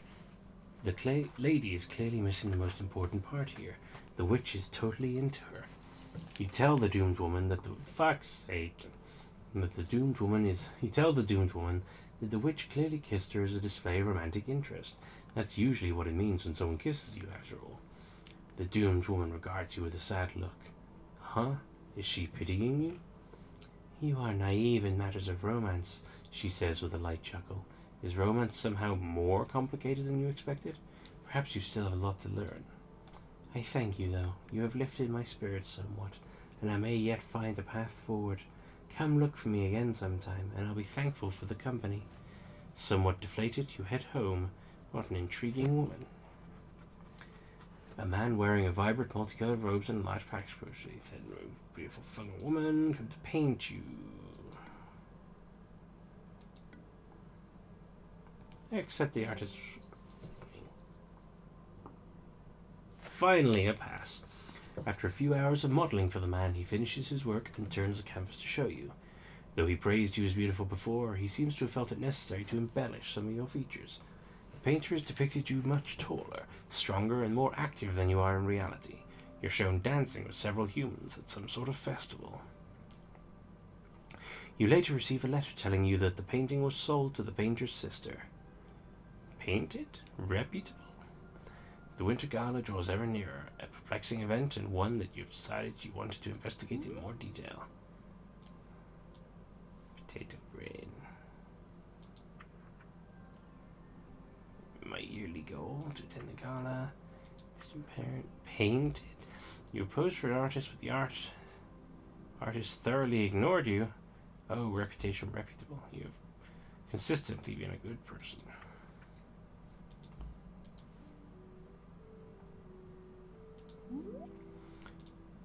On the day of the event, you wake up with a body full of excitement. You do your best to make yourself presentable for the townsfolk. Did you know that humans don't often like dirt? When they were raised in raised in a laboratory or something? When you arrive at the ball, you find the room filled with all kinds of people. Mostly humans, but you are under the impression some of those in attendance might be like you, touched by magic in some way. As you grow acclimatized to the situation, you realize that you are not particularly sure what one is supposed to do at a ball. Many are dancing, but some are not. There's also an array of other activities happening as well. Find and thank the host. Speak with one of the other non-humans. Shove as many snacks into your mouth as possible. Let's find and thank the host. Pass. It's only manners to thank the person who invited you, who in this case you would assume to be the host. The process of finding her takes a while. You have to ask a server, who has to ask a guard. Finally, you are pointed in her direction. She's an older woman, clearly of wealth. Life has been kind to her, which reflects in her soft appearance. You approach and do as you intended, extending your gratitude for the invitation. Oh, no problem, my dear. This is an event for the whole village, and I personally feel like that includes you as well. Do let me know if there's anything we can do to make you more comfortable. We've never actually had a, fungal guest before. She seems nice enough. You're glad that you made yourself known. Finally, you gave her a kind farewell and let her resume her business. You stand to the side to compose yourself when you hear a nearby clinking noise. It came from not far away. You quickly come to realize it was the woman you were just talking to, the host. Thank you, everyone, for attending tonight. This village is a community. We are blessed to all be here to see the start of a new year. Let's all do our best to meet back here again next year. A toast to our village. The others will create their own clinking sound in response, bringing their various mugs and steins together. After the brief speech, all of the sound that had disappeared from the room returned. It occurred to you that you had not yet partaken in the dancing, and the night was drawing ever closer to a close. Dance. Why not? You take to the floor, doing your best to mimic what the others around you are doing. You jerk and spasm, and punch and kick. Fail with a 7. Wait a moment. Now that you look carefully, perhaps that's not what the others are doing after all. You realize this, of course, after you accidentally strike out at someone. They insist on creating a scene by rushing over and trying to convince some particularly large men to help remove you from the party.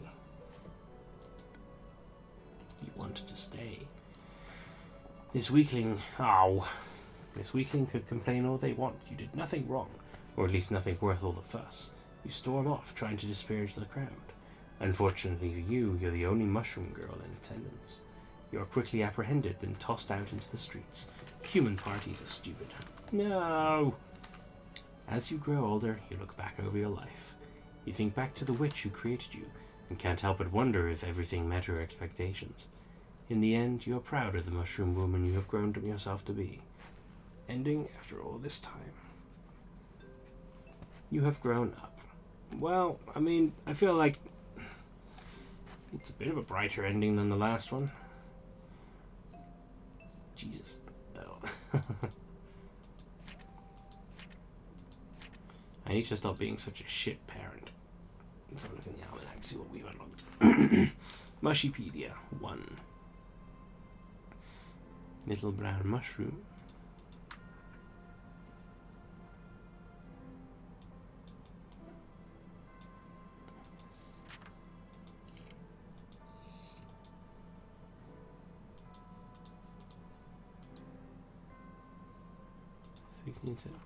I'm guessing these are the mushrooms.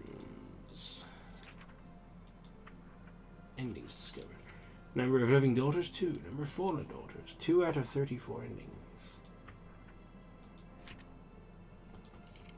After all this time sleepwalking together,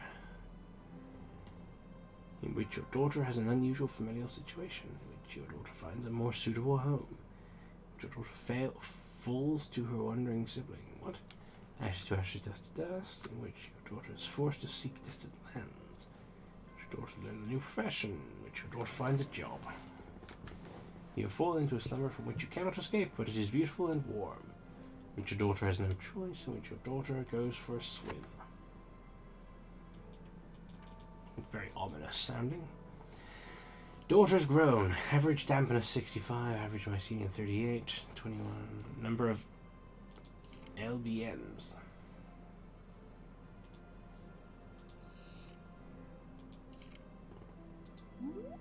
Oh, little brown mushrooms.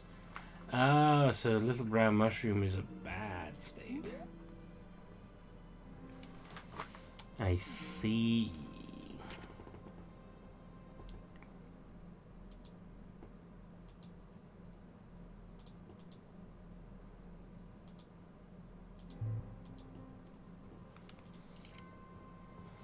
And these are the colors that I've unlocked. And then music.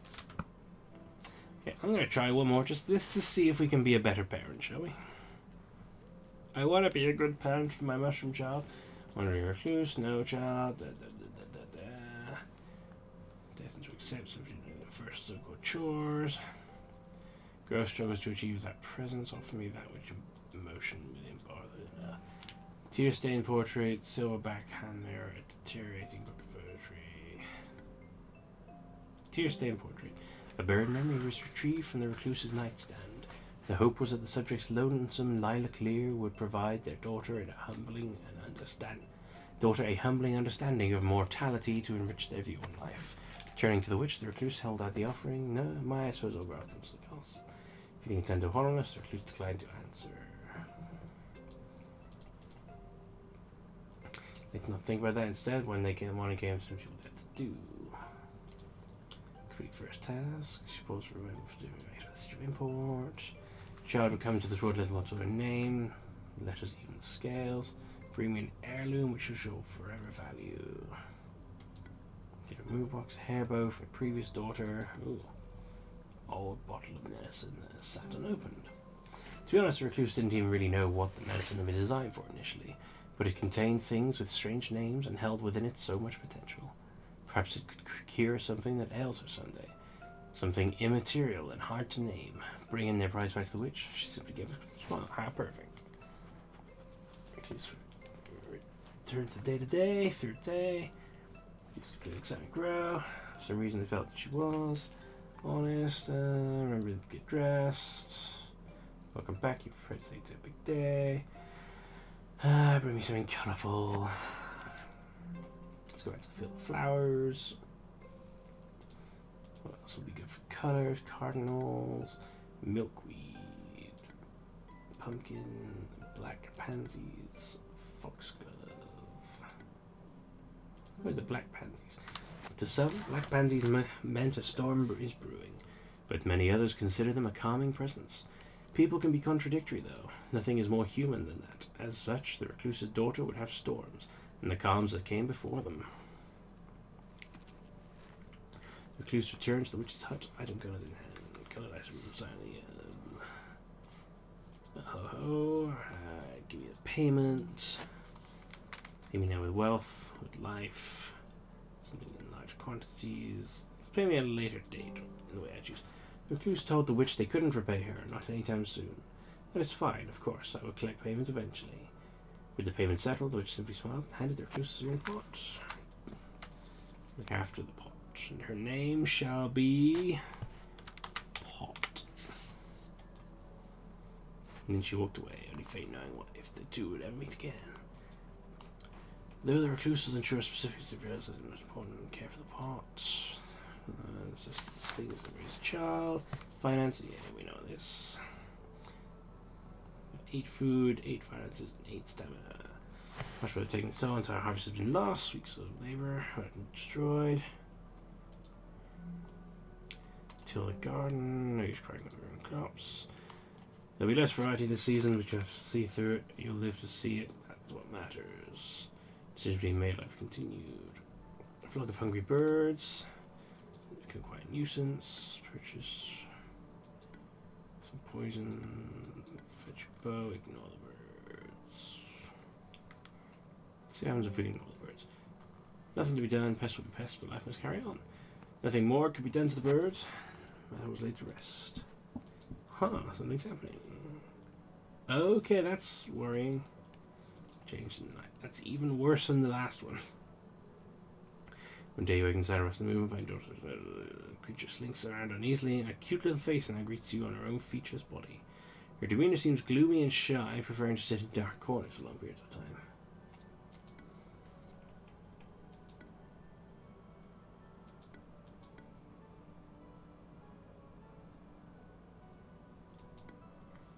Nurturing her environment. So now is the best time to promote her growth, spending extra effort improving her living conditions. Your daughter seems to appreciate the attention and emotes cheerfully. Decision remained, life continued. Leaving here at night looking, quite a rare occurrence, speaking through Meduna and the witch. She here for introduce her to your daughter. Perhaps it's time you don't meet a witch. Two of you answer the door and invite and clean the woman inside. Suddenly by the way, two of you stare at each other. Decision remained, life continued. We can discover that George discovered tiny parasitic creatures. For the sake of your health, you should probably find a way to get rid of little pests. Buy some fine herbal parasites. Give the child a thorough rinse. She's all organic. Encourage her to embrace change. Buy some fine herbs. Dreading potential spread of disease, and besides seek some strong elixirs from the elixirs. When you apply the potion, it seems to be instantly absorbed into her skin. It lends her a healthy shimmer and exterminates the bugs. Soon remade life continued. Something's happening. What the fuck? Thought it was changed in the night. There's nowhere to be seen. It's hiding in a narrow crevice. The creature now taken the form of a young girl. Feel relieved the witch hasn't betrayed you. She retreats shyly into the hole. She doesn't seem scared, but she doesn't want to leave. buy her a nice gift. Encourage her to come out. Encourage her to come out. Neil finds the stomach off your hand, telling her it's time to go. She smiles apprehensively but accepts, and the two of you return home hand in hand. Sitting home one day, you hear an unexpected knock at the door. Unfortunately, when you go to answer, you find yourself face to face with a man that you never wish to see again. Though he was older now, the scar down his cheek was unmistakable. It took me a while to find you this time, recluse. The sound of his voice sends a long-forgotten chill down your spine. This man is your former business partner from a time when you did work that was less than admirable. I'm sure all this time you alone has given you plenty of time to reflect. Are you finally ready to get back into business? Agree to do business, beg the man to leave you alone, give the man a significant sum, kill the man. Ooh. Let's beg the man to leave me alone. You're older now than you were before. Things that used to suit you no longer do. Though it is not something you often find yourself prone to doing, you drop to your knees and clasp your hands together. You explain that you're a parent now. There is a reason you live outside of society, and you would appreciate it if he simply allows you to continue the way you are now. He listens to your words carefully, and his response comes slowly. I suppose I'll accept that, but only if you kiss my boot. You kiss the man's boot. I guess so. Through gritted teeth, you bow down from your kneel and kiss the leather of his boot. This elicits a joyful laugh from the man. I never thought I'd live to see the day. Guess you're all in on this parenthood thing now. Well, have fun with the brat, I guess. He waves and turns around and walks away, hopefully for the last time. The deal drains you, but at least it's over. Daughter needs food and you've just run out. What? You need to find something to feed her. Gathering the substrate. So foraging and digging, and return with a heap of mushroom food. It's a little hard to be sure, but it seems she's thankful for your efforts. At end, one night you find yourself struggling to sleep. Your mind wanders as you consider your current place in life. You've lived peacefully with your daughter for many moons. Initially it was strange. Well, it never stopped being strange, but you were always thankful for the company. Besides, the affection you felt for her was like any parent would feel towards a child. That was normal, at least.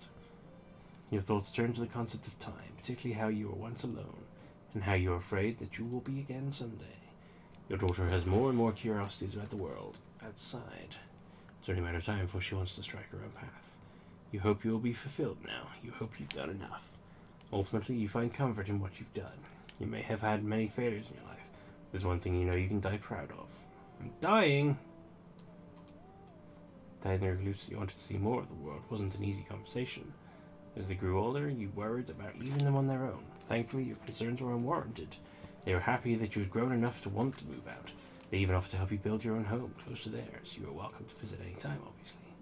Faster than you would have anticipated, the two of you built your home together. Oh, good. They showed you all the tricks they knew, and made sure to impart as much knowledge as they possibly could.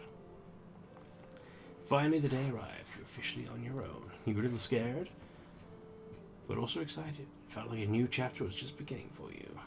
Loving parent. That's a design. Looming black hairy Mycena. What's her info? Off-putting. Somebody does not sit well with humans. Shy as an expert at avoidance. You can always successfully hide from others. 15 templates. Pretty decent stats. 3 nopes, 2 wealth. Young adult. Going to young woman. Relatively obscure. Oop.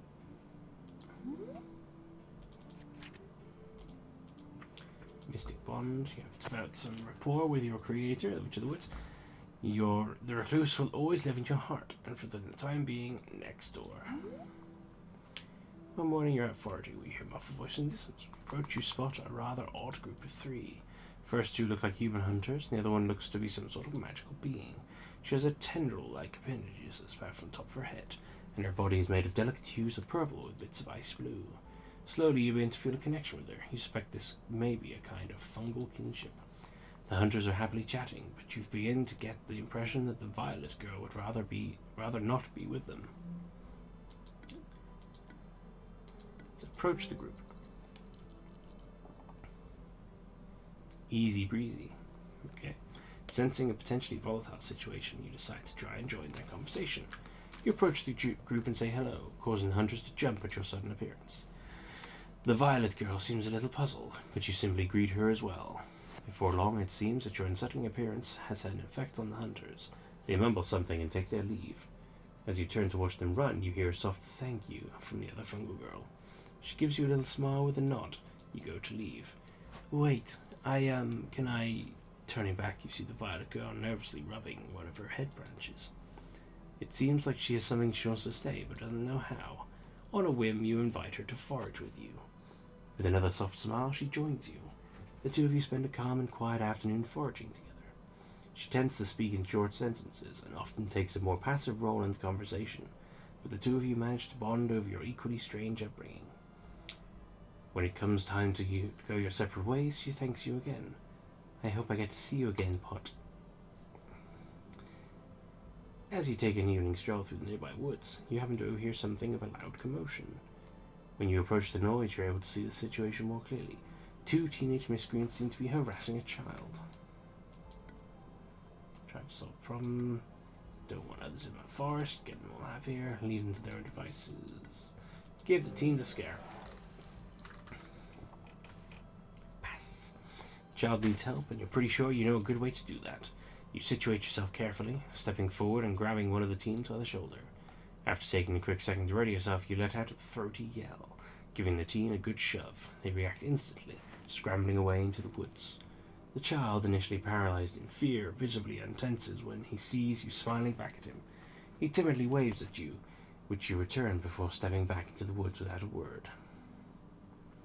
One day, without realizing it, you had stayed in the village much later than intended. The sun had fully set and darkness has enveloped all. Thankfully, you are fully capable of taking care of yourself.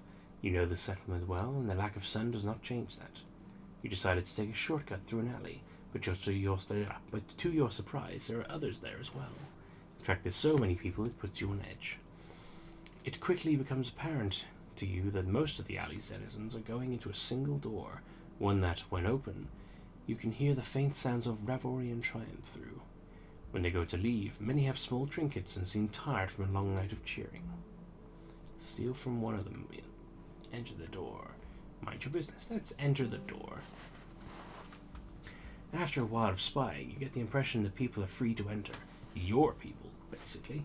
So you figure it's safe to investigate further. As you step inside, the roar of the crowd grows in volume and clarity. It takes your eyes a second to adjust to the dim light. You move past a few tables full of merchant goods into a large room full of people. At the center of it all is an arena, topped with a fighting ring. The ring is currently in use as two combatants circle each other.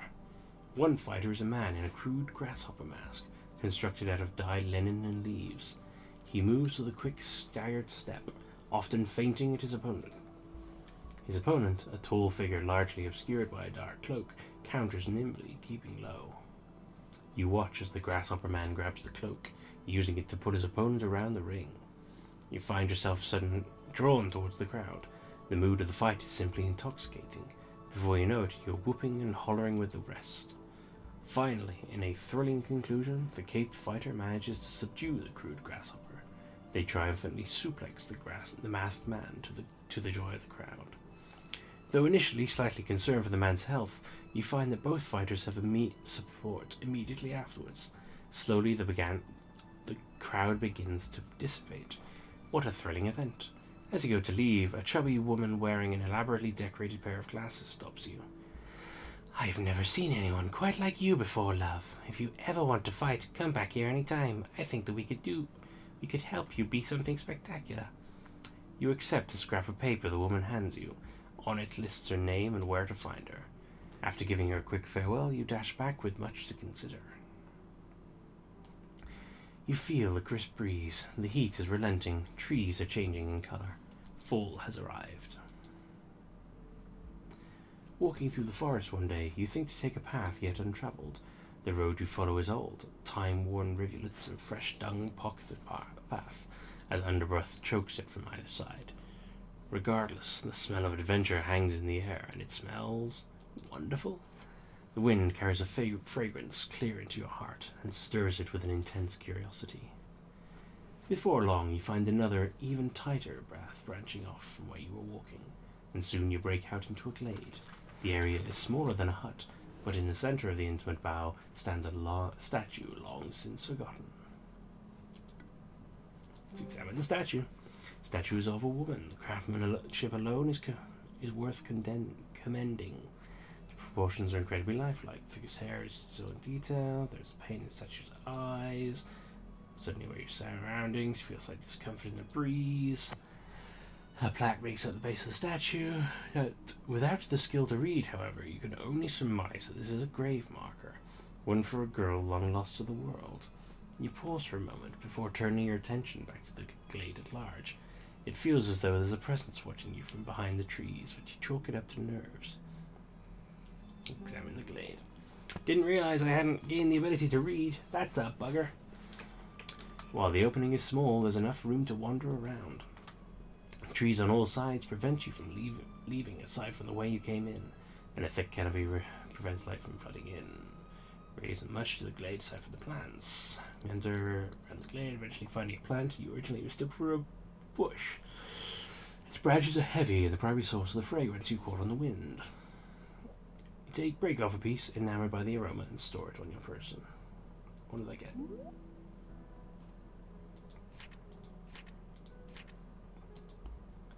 Rosemary.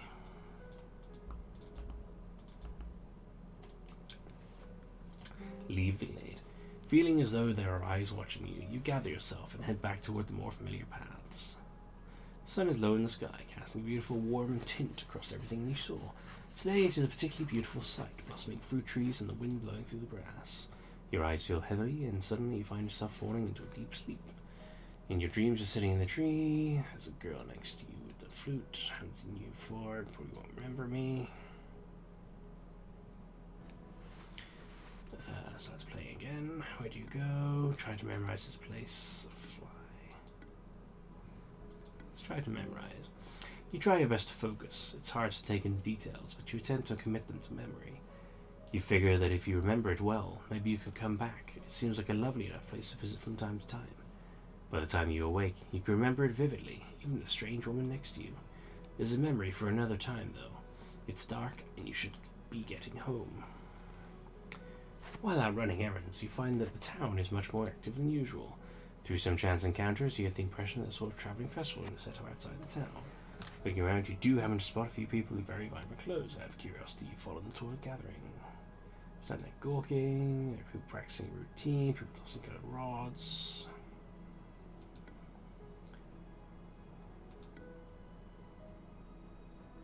Ask the man about his knives.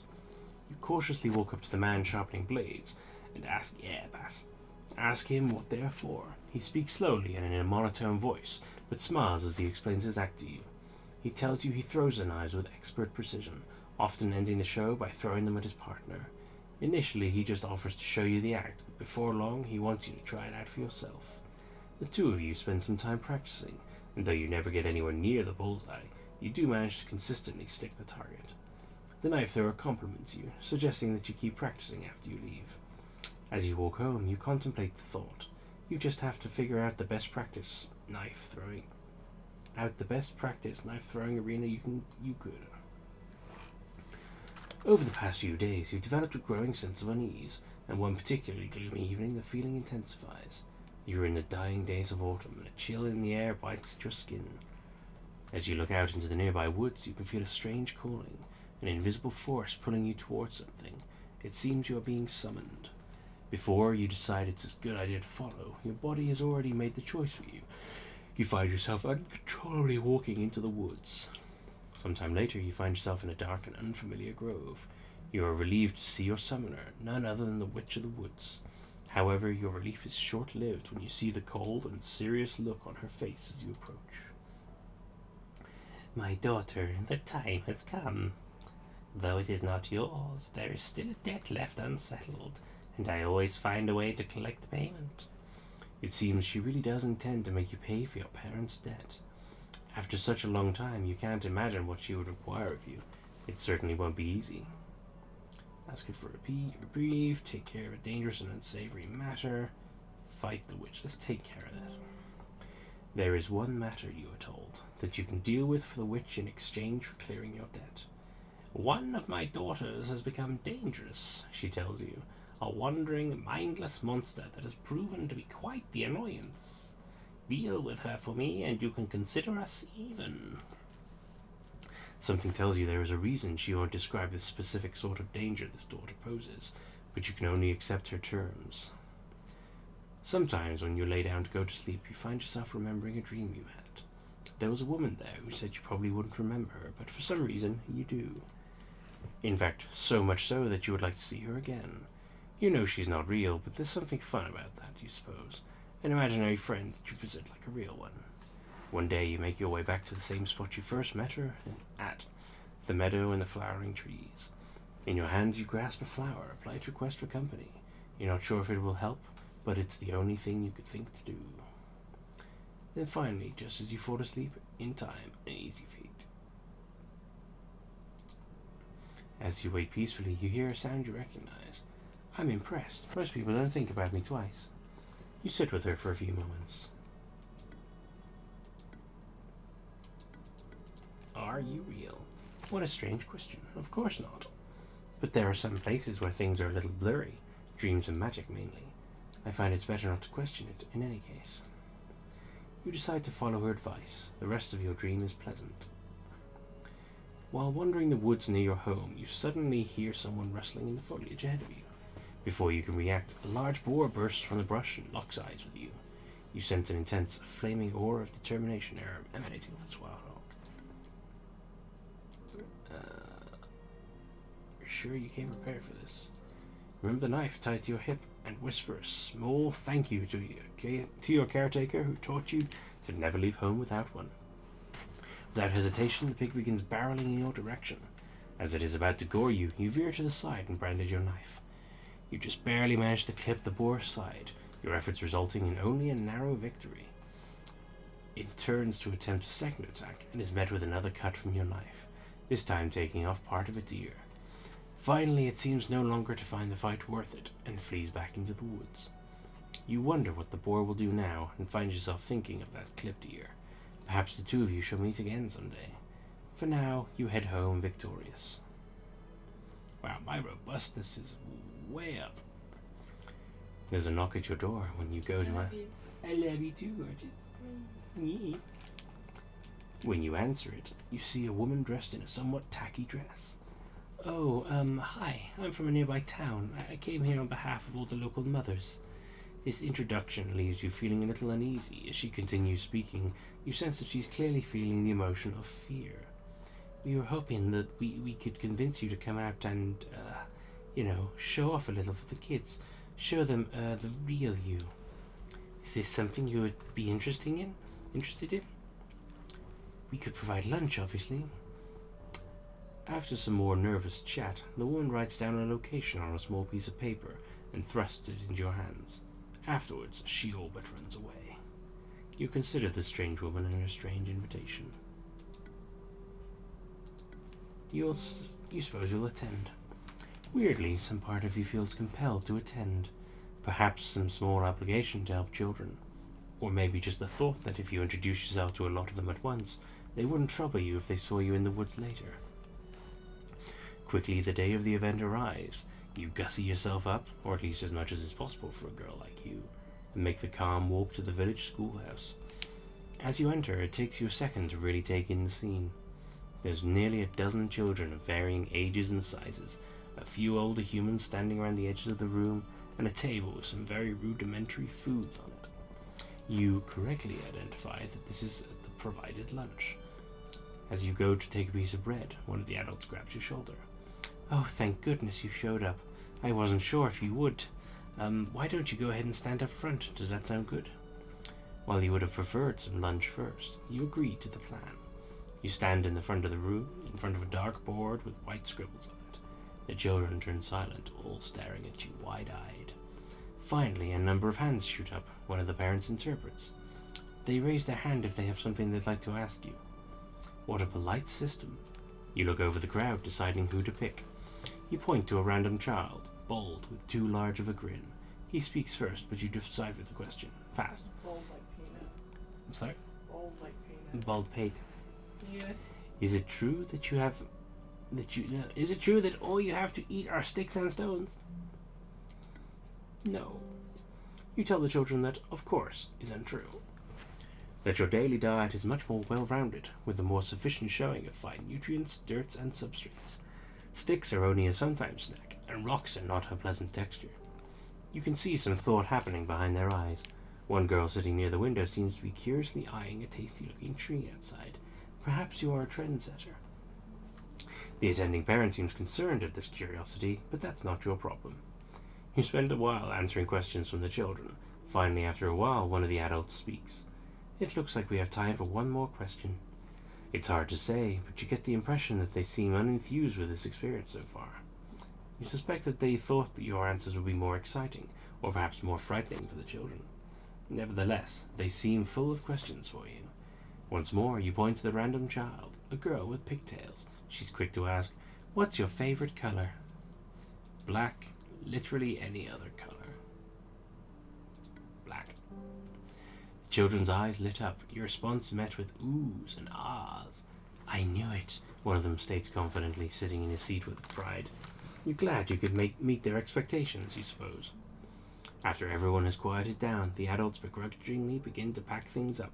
The children also begin to disappear, accompanied by a smattering of parents. One adult, the woman who originally requested that you attend, walks up to you. "Well, thank you for coming, I suppose," she pauses. "But we were hoping you'd be a bit more, well..." She trails off with a shrug. "It's just we were all hoping to scare them a little, you know? Keep them on the straight and narrow. Well, in any case, thank you for being so informative, I guess." "And boring," one of the other adults interjects as she steps out of the room. The absolute gall to call you boring. At least the children seem entertained, more or less. As you go to walk home, a rogue child suddenly approaches you. "Thank you for talking to us today, mushy lady. I learned lots." Before you have a chance, the young girl leaps at you in what you can only assume was a hug. She quickly leaves with a parent, but you find yourself thankful you took the time out of your day to attend. Snow begins to fall as you make your way down an unfamiliar road. The day has finally come for you to settle a matter you agreed to with the witch. Over the past few days, you've heard a rumor that a wandering mushroom creature has been spotted lurking around nearby villages. A mindless daughter of the witch, overcome by the urge to destroy and consume. You have tracked her to the vicinity of a particularly remote village in the region. You get the feeling that successfully slaying the creature will be a minor miracle. Hide somewhere with a view, search for tracks, ask around the village. You take a detour through the nearby village to consult some locals on the matter. They are understandably quite reluctant to trust you, but after some light conversation, you manage to get a few bits of useful information. In particular, a local woodsman mentions seeing her rest and points you in the direction of her lair. The information turns out to be handy, as you find the miserable creature right where you expected.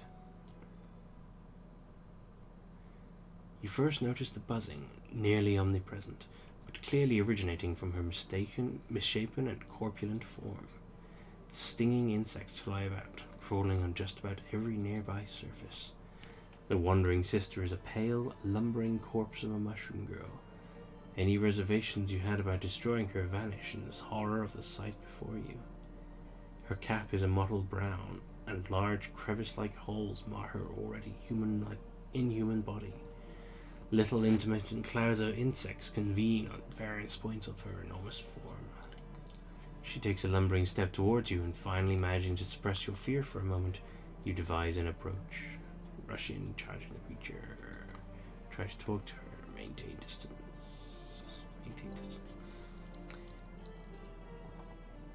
Easy breezy. You consider the murmuring beast carefully, making sure to maintain a moderate distance from her. The thing hunts relentlessly, but obviously lacks the ability to effectively track targets. Taking advantage of its limited perception, you find the perfect moment to attack. Feint and throw your knife. Having outrun the worst of the swarms for a moment, you turn on your heel and dig your feet into the ground. In a smooth pivoting motion, you arc your arm into a beautiful throw, releasing your weapon with a deadly trajectory. A visceral thud resounds through the clearing, and the murmur of insects ceases momentarily. The wandering sister falls to the ground and lies still, your blade buried in the center of her bloated abdomen.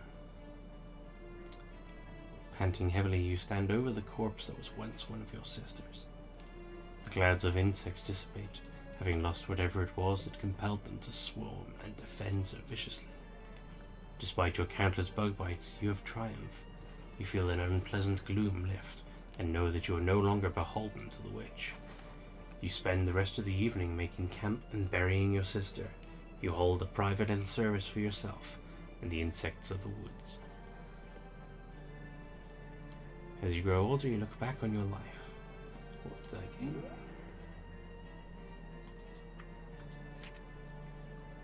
Moby swine. Oh, that was for killing the pig.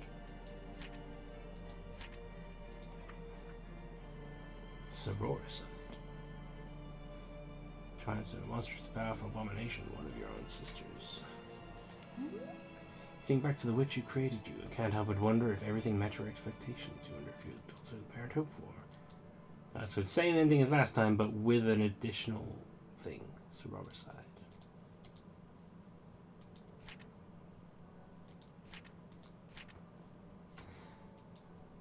Well, Pot did a lot better than the others. But yeah, that was a harrowing finale to that one just now. Well, I must say that was really good. I think I might do another one of these because obviously I've gotten next to nothing out of all this. I've gotten...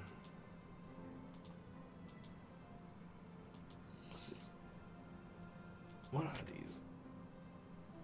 Oh, I see. Hairy mycelia. Rosy vein cap.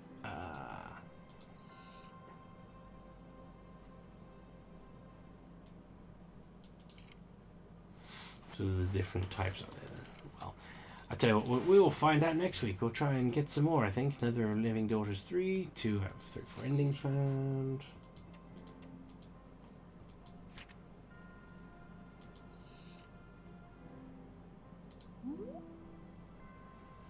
And we can look at how things have ended up.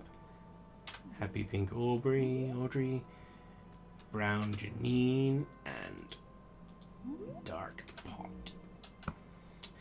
But yeah, that's a fascinatingly deep thing. Like, there is a lot going on in this game, and definitely need to explore more of it because I've clearly only scratched the surface. If there's 30 endings in this demo alone, and all the rest of those pages in the almanac that are still unmarked, we've got a lot. Got a lot that we can do. Like I said, I think I'll do another one next Thursday, just because I'm intrigued, and then I'll decide from there on whether or not I'm going to do any more, because I might just do the rest in private, in my own time. But I mean, I do highly recommend this. If you like these kinds of gentle, decision-based games, definitely check it out. I got this off of itch.io. I think I nominated to pay like $3 for it because it seemed like it was going to be worth it, and it absolutely is. And then I will definitely be buying the full version when that comes out. Password. If you believe you know the magic word to unlock something special, whisper that word. Farts.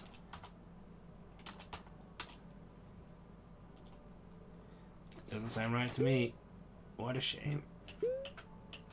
Would you like to whisper more? Nah, I'm good. But yeah, like I said, check it out. Excellent stuff. Can't wait for the full release. So there's now 2 good demos I've checked out on here, although I haven't finished this one, obviously, like I did with Labyrinth of the Demon King, which I'm still super fucking excited for. I cannot wait. But yes, otherwise, thank you all very much for joining. I hope you've enjoyed this. It's very, very talky heavy, very focused. Not too much of my usual commentary. I've just been really into the story, it seems, so I hope you haven't been too fed up of hearing my voice. Yeah, next Tuesday I think I'm going to be coming back for the hopefully the last bit of Little Goody Two Shoes. Try and get the rest of that done, because I need to try and unlock a couple more endings on that. And then the future from there is murky like a mushroom. Who knows, but I can promise it will be fun, guy. Yeah. You heard me. But yes. Thank you very much. Like I said, check out Mushroom Musume. Check out Stories from Sol, the Gun Dog, by Space Colony Studios on Steam. And yeah, I will see you all soon. Do you have anything else you would like to add, Beb? No. No, you've just been quietly enjoying yourself in the corner there? Yeah, I've just been playing a game on my phone. Oh, excellent. So then, until next week, bye-bye. Bye-bye.